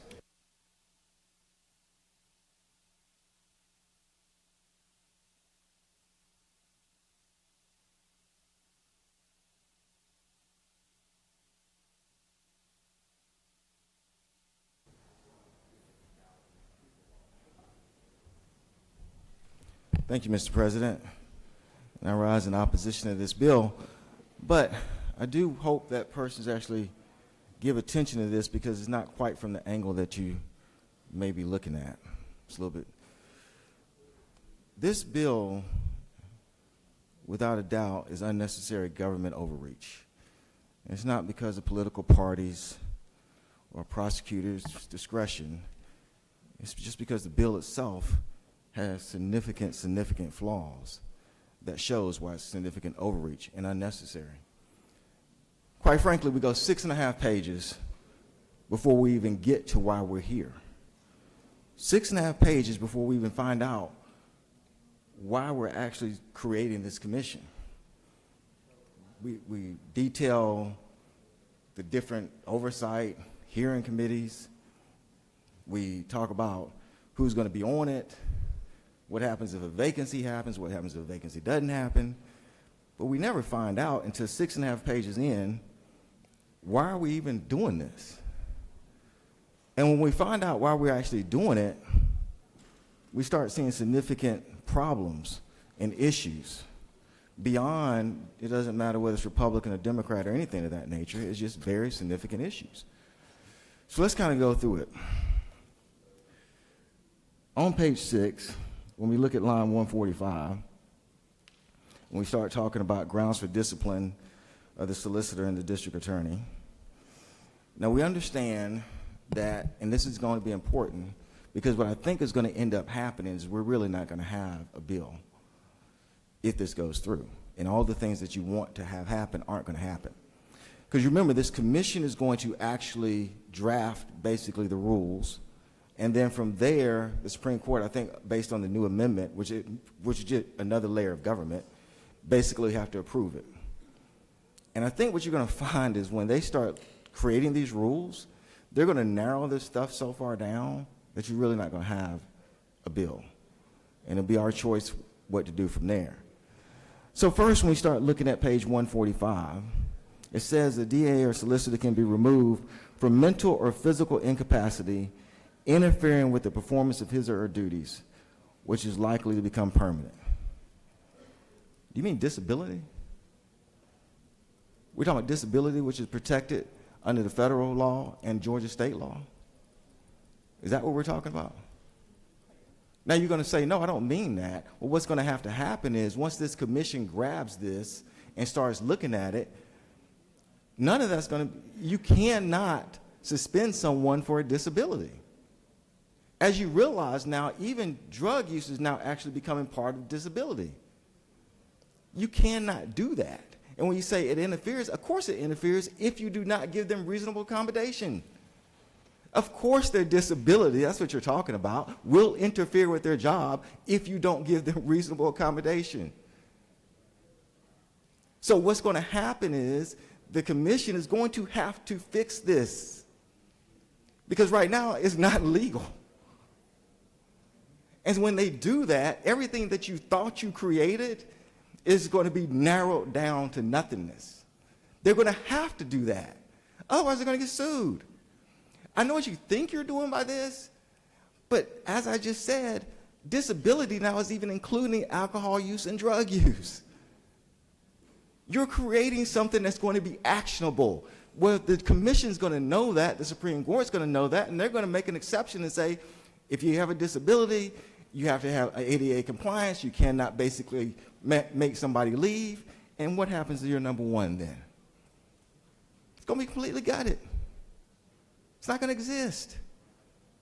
Then we go to number 2, willful misconduct. What is that?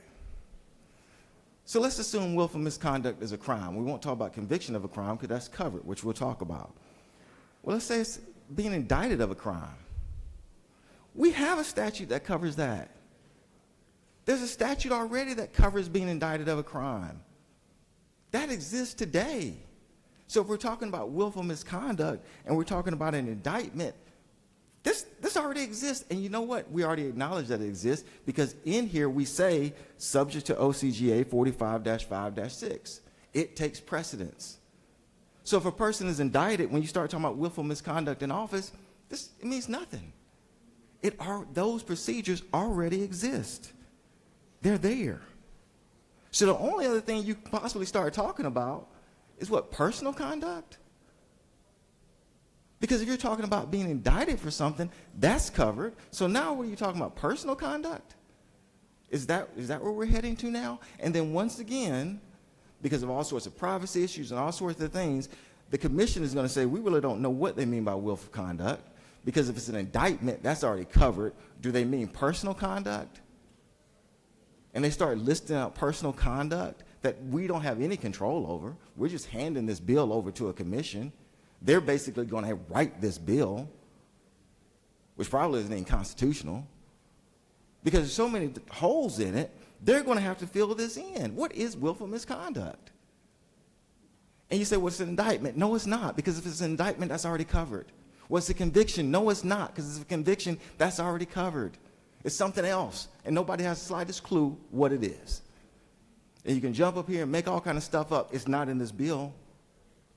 And you're going to cede that to the commission. That's what you're doing. They're writing this legislation. Now, it says, with respect to district attorneys' willful and persistent failure to carry out duties pursuant to 1586, I'll be back to that. Conviction of a crime of moral turpitude, as I already said, all felonies are considered to be moral turpitude in Georgia. Every single felony. That's why persons can't vote if they get a felony. It's already done. You're done nothing with that. That means nothing. That's already done. They leave office, they're out, kaput, you're gone. That means nothing. That's a nothing section. That's already covered by the law. Conduct prejudicial to the administration of justice, which brings the office in disrepute. Once again, very vague general terms. Really goes back, there really is combined with willful conduct is really what it really is, and I've already discussed that. And then we talk about knowing, authorizing, permitting the assistant district attorney. That basically is a catch-all, basically including assistance and everything we just talked about. So within this section right here, we really have created nothing new. There's nothing new. If you're indicted, we have a procedure for that. If you convicted of felony, you're out. That's already done. If we start talking about, well, we did create something new, because basically we're about to remove people for legal disabilities, so that's new. But you have legal disabilities, which is going to be covered because the commission is going to cover it, and they're going to narrow that down to basically nothing. This section does nothing. Now, what will happen here is person will run up here and give an example, one example, and say, well, see, this or this. Then I ask this question. If you're stretching to find that, why are we creating this commission? Is that stretch of that one example worth all of this bureaucracy? As you're stretching to find that example, to prove a point, is it worth all of this bureaucracy? That's the question. That is the question. So the example kind of is your commission that gets created. District Attorney Jones, he got indicted. Okay, let's go investigate. Oh, we already got a law for that. District Attorney Jones, he was found guilty of a crime of moral turpitude, felony. Oh, let's go investigate. Oh, he's already packing his bags. He's out. District Attorney Jones had a car accident, and he right now, he can't use his arms as well as he can. Let's go investigate. Well, you know, that's disability. You can't do that. What are you doing here? And so you're going to find that one example, but is it worth all of this gigantic bureaucracy that we're creating? So then let's also go to line 161, because this becomes important too. When we start talking detail, because this is also going to narrow down the complaints that you can have, because this becomes important. One of the things about willful misconduct, let me kind of back up. We talked about it being an indictment. I'll give you another example. What if we're talking about personnel issues? That could be willful misconduct without a doubt. Well, number two things with that. Number one, I would expect the commission would deal with that and probably stay away from personnel issues. They'll let the county handle that. But you can use your own imagination and talk about what that might be. But it's something very important here, where it says a sworn affidavit detailing the personal knowledge. You realize how restrictive that is? And it probably should be restrictive. But so if you're talking about a personnel issue, let's assume the commissioner says personnel issue can come up. And that personnel issue, though, goes through the county. And the county handles it, and basically they create a confidential agreement. Well, the only person who knows personal knowledge about that personnel issue, they're not coming forward. They're done with it. So once again, your willful misconduct doesn't exist. Who's going to do the affidavit of personal knowledge? There's no one there who has any personal knowledge of any of this. So by doing this, which is actually a good thing, you've narrowed it down of who actually can file any complaints. Now let's go to line 169. When we start talking about charging decisions, which is really why we're here, charging decisions. And we say charging decisions are not actionable unless we can show that it is plausible that the district attorney or solicitor general made or knowingly authorized the decision based on, and we'll talk about that. Let's understand something. There's nothing in the plausible. We have just created another cause of action. Do you realize there's no such thing as plausible cause in Georgia? What is that? What is plausible cause? I heard of probable cause. I've heard of reasonable suspicion, but there's no such thing as plausible cause. We've just created a new standard of how to judge persons. And nobody in Georgia has the slightest clue what plausible cause is. Not a single lawyer, because it doesn't exist. And you can go look up case law after case law after case law. There's not any case that's going to define plausible cause. What are we doing? And so this commission, like I say, they're writing this bill. Make no mistake. Because they're going to look at this and say, we have no clue what they're talking about. We know what probable cause is. We know what reasonable suspicion is. But basically, that's what you're saying. What is plausible cause? So they go rewrite it. They're writing this. They're doing this. But it gets worse. So we say we're not going to look at charging decisions, and that's really why we're here, charging decisions, right? If there's plausible cause, our new creation, unless we can show the decision was based on undue bias or prejudice against the accused. Gotcha. Or the district attorney basically acted in favor of persons with interests adverse to the accused. You mean domestic violence victims? Is that who you're talking about? Because it says or. Undue bias or prejudice against the accused, okay, I got that, race, sex, whatever it may be. But then it says or, you actually are siding with someone who has interest against the accused. You mean somebody who's when you got a man and a woman and there's no witnesses, and the prosecutor has to take somebody's side, and he takes the domestic violence victim's side, this now is actionable? Do you realize that's what you're saying here? This is what you're saying? And so now, once again, you can say, well, the commission, they'll fix it. And they're going to say, except for domestic violence cases, except for this, and except for that. Why are we even, we might as well just form a commission and say, y'all write the bill. Because that's what they're about to do. Which I'm not even sure we can do that. Now, undisclosed financial interest in the outcome of prosecution. That's the second time we can look at charging decisions. What are you talking about, bribery? We have laws for that.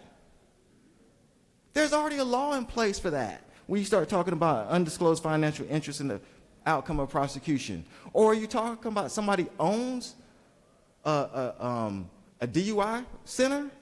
And so basically they're prosecuting people and putting them in DUI court? Is that what you're talking about? You can't do, that's already forbidden. What, they own a probation company? And they're putting people through courts to get them go to their company? That's already forbidden. And if it's not, we can make a law against it. We don't need a whole bureaucracy to know that.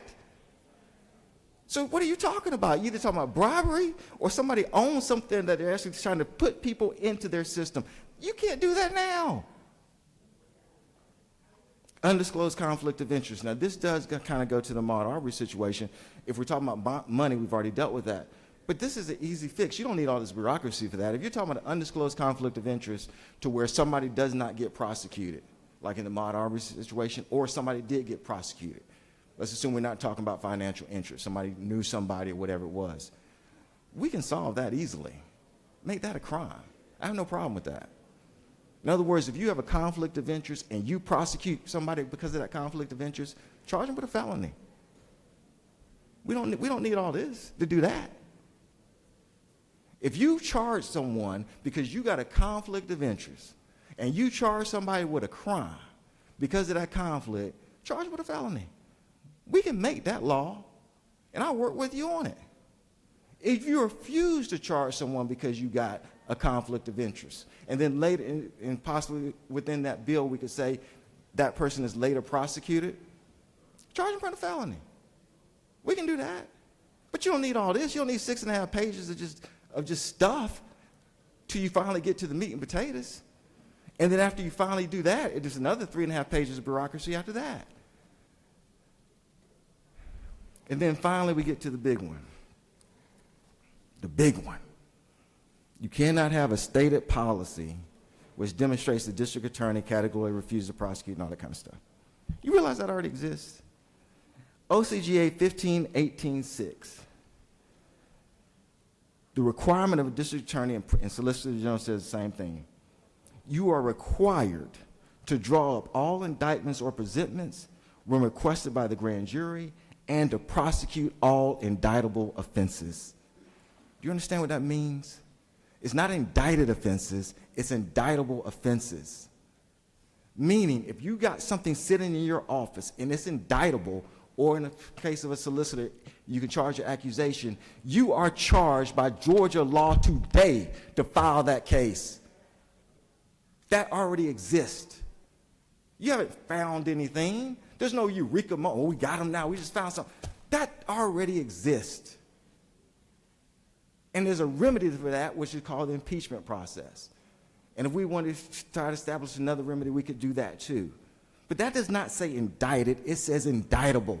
So if you have a case in your office that is indictable, you have to indict it. If you have a case in your office that can have an accusation, you have to accuse it. Now from there, you can use your discretion to dismiss it. From there, you can use your discretion to put them in diversion court, but that is your obligation.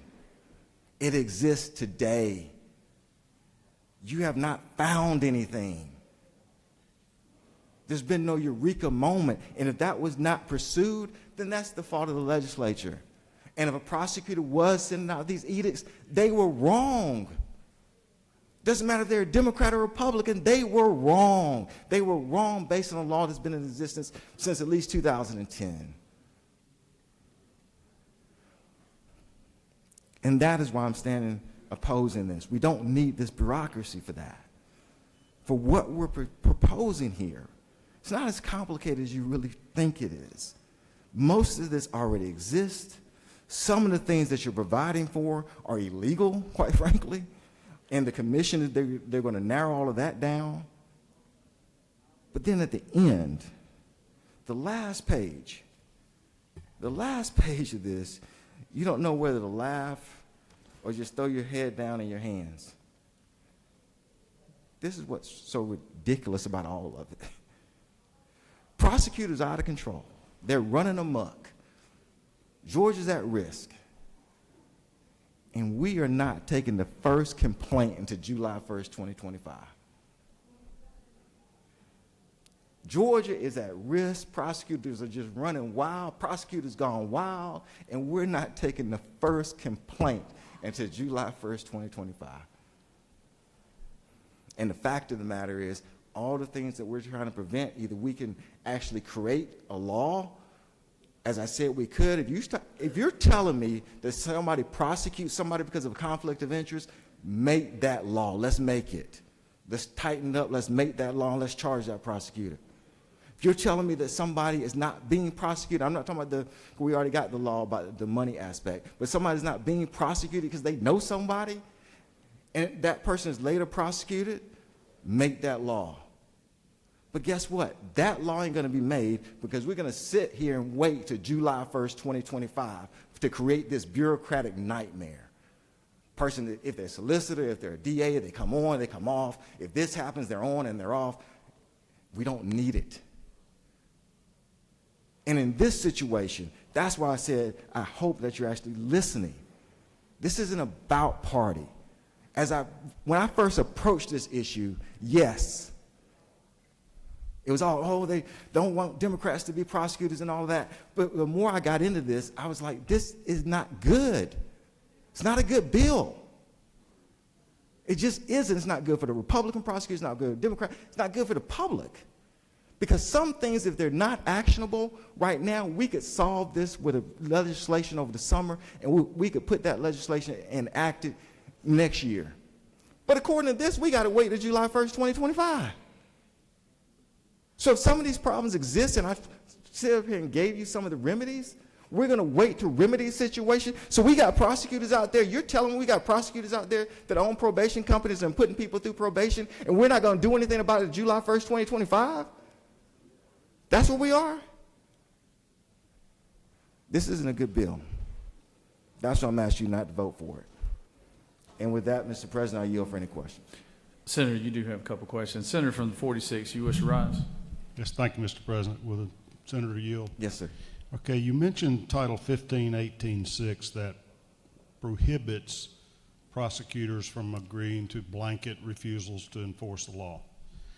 I have one in the 46th district that on her first day in office issued a manifesto, a written document declaring that she would not prosecute people for drug possession, any type of drug.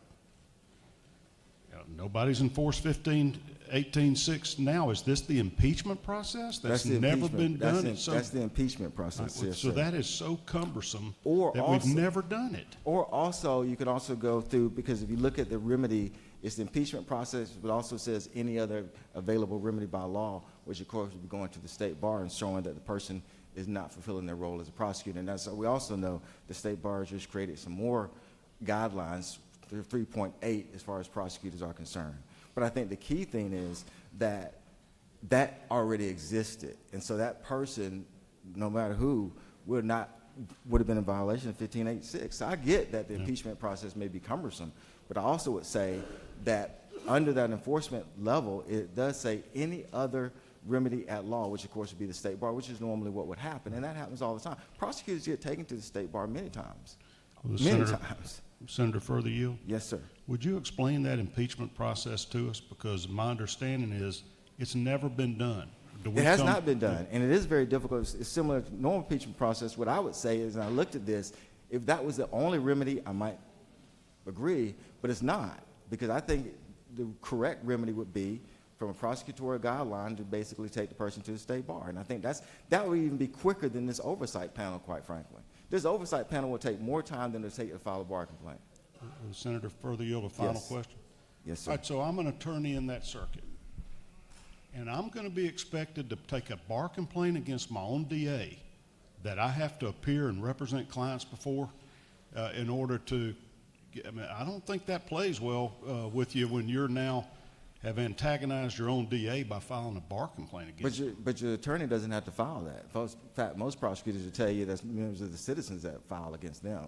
Attorneys don't file them, but citizens definitely do. I had a citizen file one because I dismissed his case. So, okay, so. Yeah. With that, I'll sit down. Thank you, Senator. Senator from the 37th, you wish to rise for a question? President, gentlemen, yield? Yes. Appreciate your passion on the issue. I was, parenthetically, if you think we ought to do this sooner than 2025, perhaps we should offer an amendment to make this happen faster. I thought your criticism of this being delayed was interesting to me, but I do want to just really direct a different question to you. Our system, as a General Assembly, creates a framework in which local governments, prosecutors, and others execute the business of government and justice. What is a citizen to do if the elected prosecutor in their jurisdiction doesn't prosecute the law?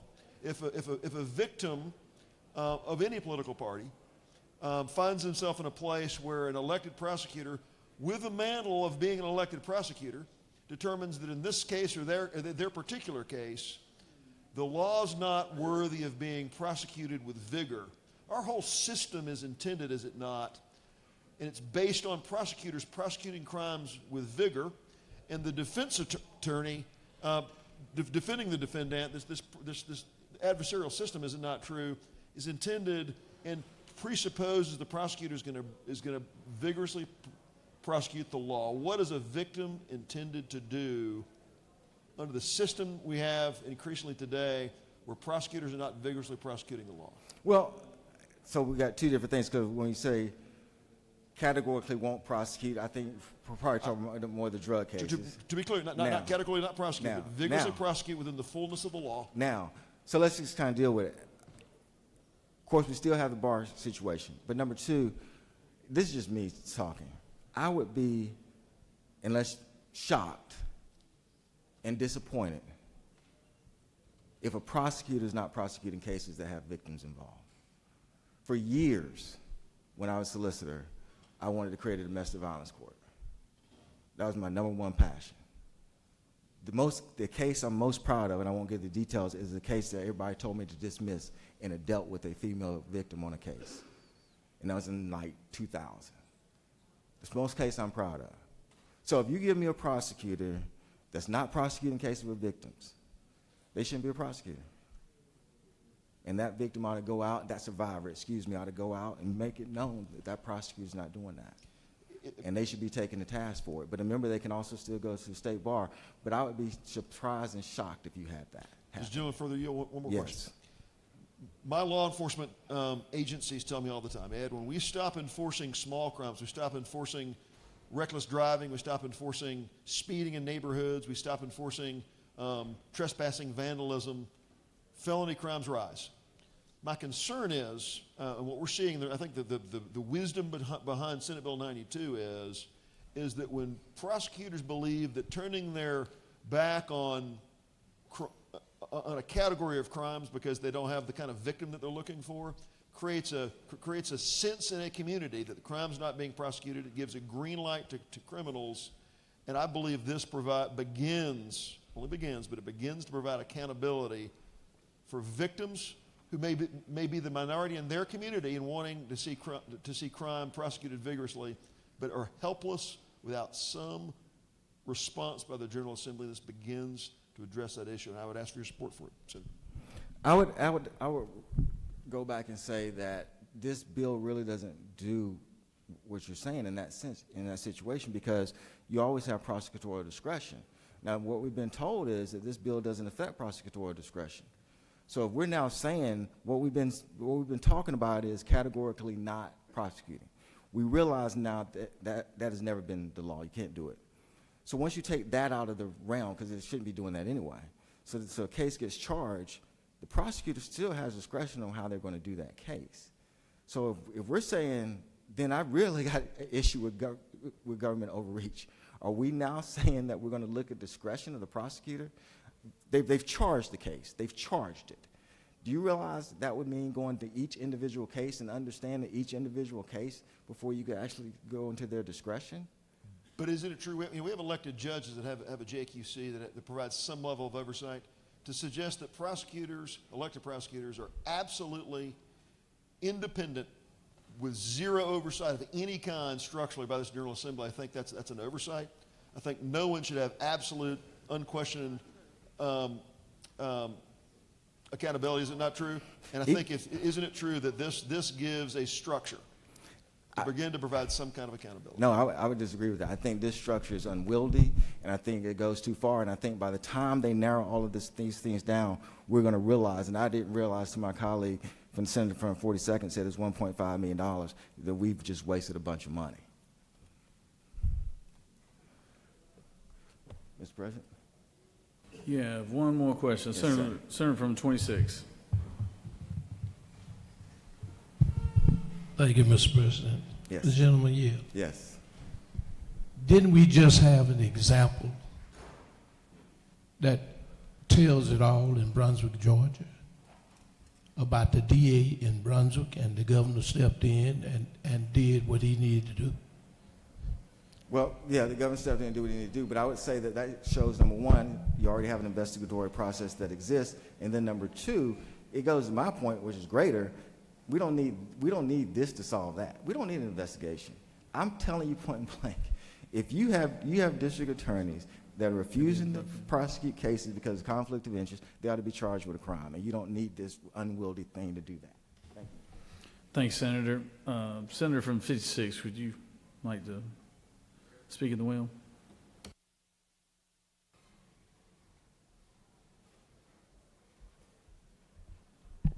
Thank you, Mr. President. Very briefly, we have a system of accountability in place. Today we have police officers who go out and arrest people who are committing crimes, and they are governed under the Post Council. The Post Council is a group that provides accountability to them should there be a problem, an investigation is completed, and if they did something wrong, they could have their credentials either suspended or even removed. It's important to remind you that we suspend more credentials here than any other state in the union. Then if we continue down the process, we have attorneys. Attorneys are governed under the Georgia Bar Association, and if they do something wrong, they will have a hearing by the Bar Association of which could impact their ability to practice law. But then we skip one and go right to judges. For our judges, we have the JQC, the Judicial Qualifications Commission, who does the very same thing for oversight and accountability for judges. Well, we missed one in the middle, and those are the prosecuting and district attorneys. This is really very simple. Either you believe that everybody should be accountable or nobody should be. If somebody's doing their job, you shouldn't have anything to worry about. Crime has gone up over the last several years and now is starting to come down a little bit. But we have had DAs, both in written and verbally, say they are not going to prosecute certain crimes. There's a solution for that if you're a district attorney. Quit. And don't run for office again.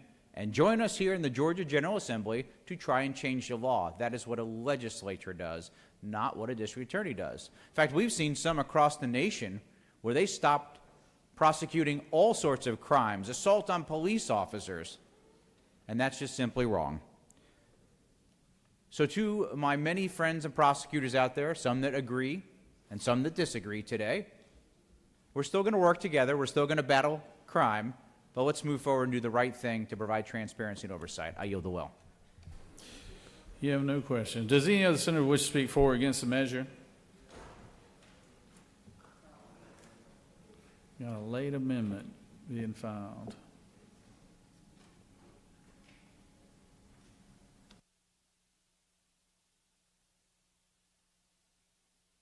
After this vote, just as we're waiting on those amendments to get spread out across your desk here, we're going to break for lunch after this vote.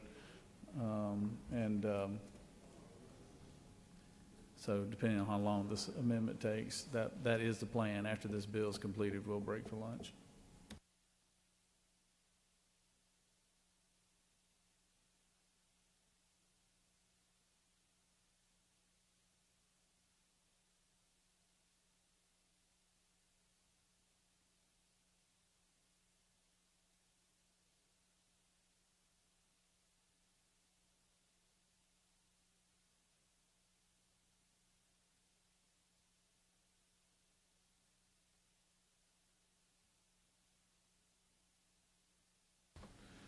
Secretary, read the amendment.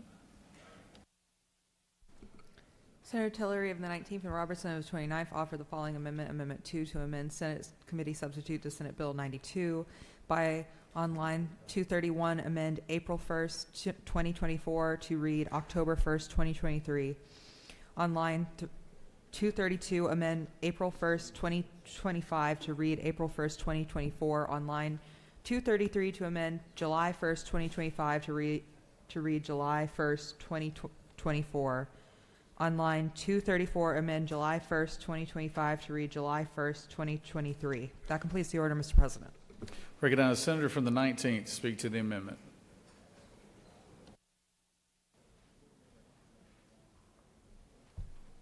Thank you, Mr. President. I appreciate the debate on the bill. I think the senator from the 22nd brought a very valid point that this bill, this oversight committee, wouldn't even accept claims until 2025.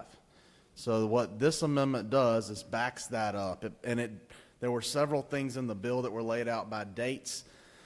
The commission, it actually lays out when they will be appointed, when they'll have their rules done, when they'll accept complaints, and then how far back complaints could be filed too. And what this amendment does is backs all those up, but it doesn't back them up uniformly. It backs them up first on line 231, where you're talking about when the rules will be promulgated. It says, hey, we're going to back that up to October. 6 months later, by April 1st, 2024.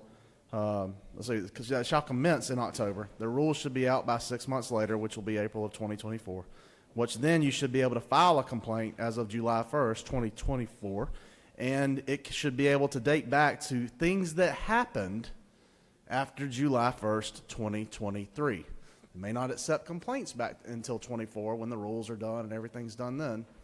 But if it's about actions that are happening now and we have an issue now, then let's allow that to go back to 2023. Thank you, Mr. President. I'm sure since this was originally proposed by the minority whip that there would be no questions, but I'd yield if there are any. You do have one question. Good man from Savannah, Senator from 2nd. Senator, do you yield? Yes, sir. From my good I friend. trust I have just a friendly question for the senator. Senator, have you already made changes in the appropriations by changing the date on this and our already stretched budget? The appropriations that would be due would only be, since they aren't laid out here, I would think that the only things that could be appropriated that would be appropriated concerning this bill would be per diems for members that were appointed. I don't think we've adjusted that. And since there's not an FY24 budget yet, and these would even be in an FY24 amended, I think we should be fine. Mr. President. You have no further questions, Senator. Thank you, Mr. President. I yield the will. Thank you. Does any other senator wish to speak for or against the measure? Chair hears none. Is there objection to the previous question being ordered? Chair hears none. The previous question is ordered. The senator from the 29th, would you like to close the debate?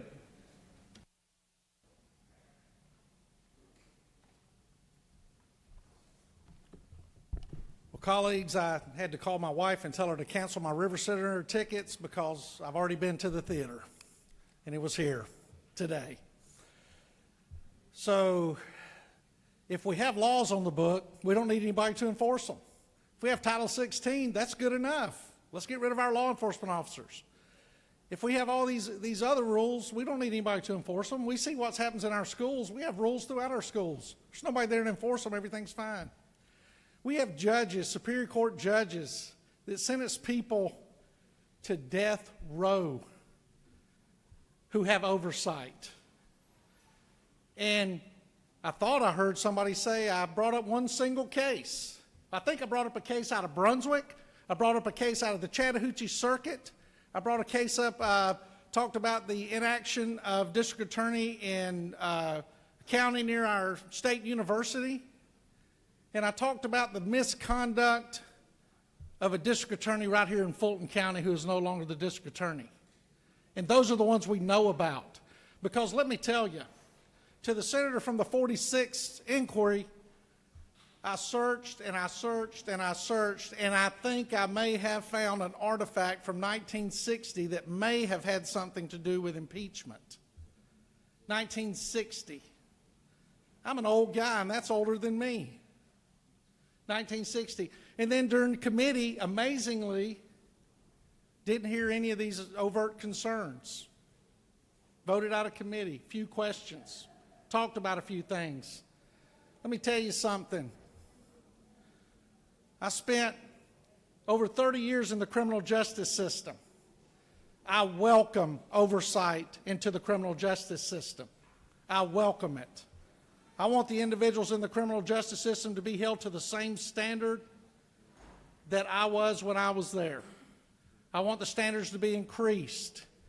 We see riots and we see everything all over this country with people running around saying that the justice system isn't fair and that people are able to do whatever they want to do. I've got some news for you. Citizens are intimidated by the criminal justice system. They're afraid of it. I've had district attorneys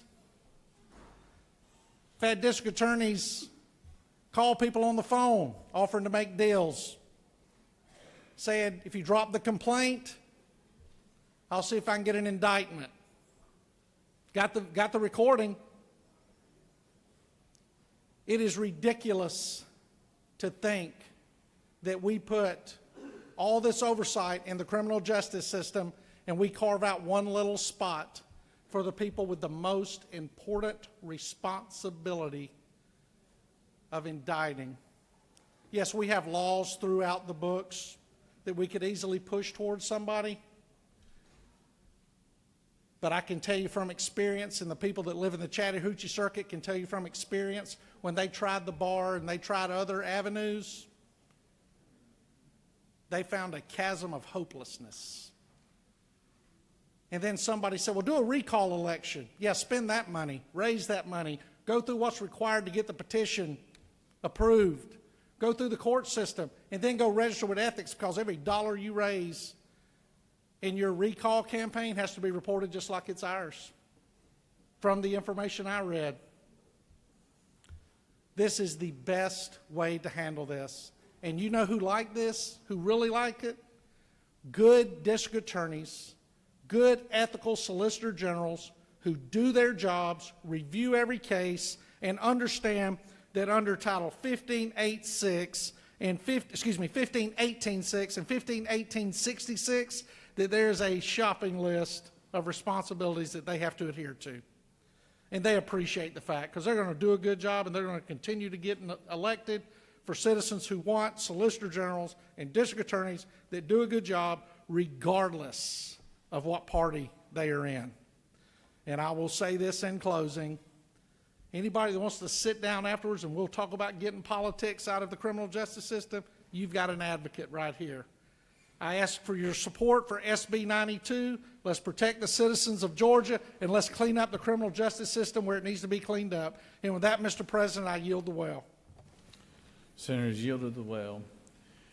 The previous question has been ordered, so now we must take up the amendments. The question is on the adoption of Amendment 1, authored by the senator from the 29th. Is there objection to Amendment 1? Without objection, Amendment 1 is adopted. The next amendment is on Amendment 2. Is there objection to Amendment 2? Without objection, Amendment 2 is adopted. The question is on the adoption of the committee substitute as amended. Is there objection to the adoption of the committee substitute as amended? Hearing none, the committee substitute as amended is adopted. Is there objection to agreeing to the report of the committee, which is favorable to the passage of the bill? Chair hears none. The report of the committee is agreed to. Is there objection to the main question being ordered? Chair hears none. The main question is ordered. The question is on the passage of the bill by substitute. All those in favor of the bill will vote yea. Opposed, nay. Secretary will unlock the machine. Senator from the 22nd. For Parliamentary inquiry. State your inquiry. Isn't it true, Mr. President, since they drafted Amendment 2, they showed that I was right on that issue and right on the other parts of this bill too. They just have time to fix the rest of the bill. Senator, I wish I could have understood that question. Could you repeat it again? Isn't it true because of Amendment 2, that shows I was right about the rest of the also problems with this particular bill, and they just didn't have time to write the corrections for the rest of the bill. Senator is passionate about what he speaks.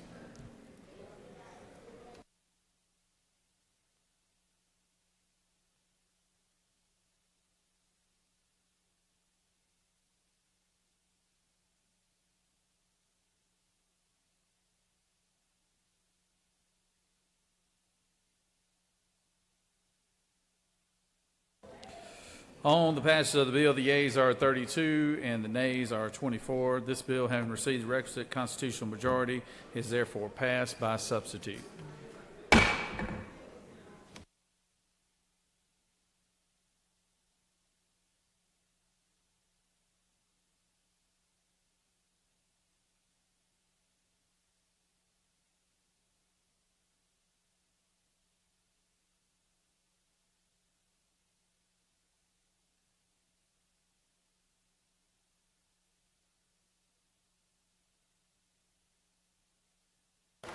We're going to stand at ease for lunch right now. Let's plan on there is food for the senators in the ante room and in the pro tem office as well.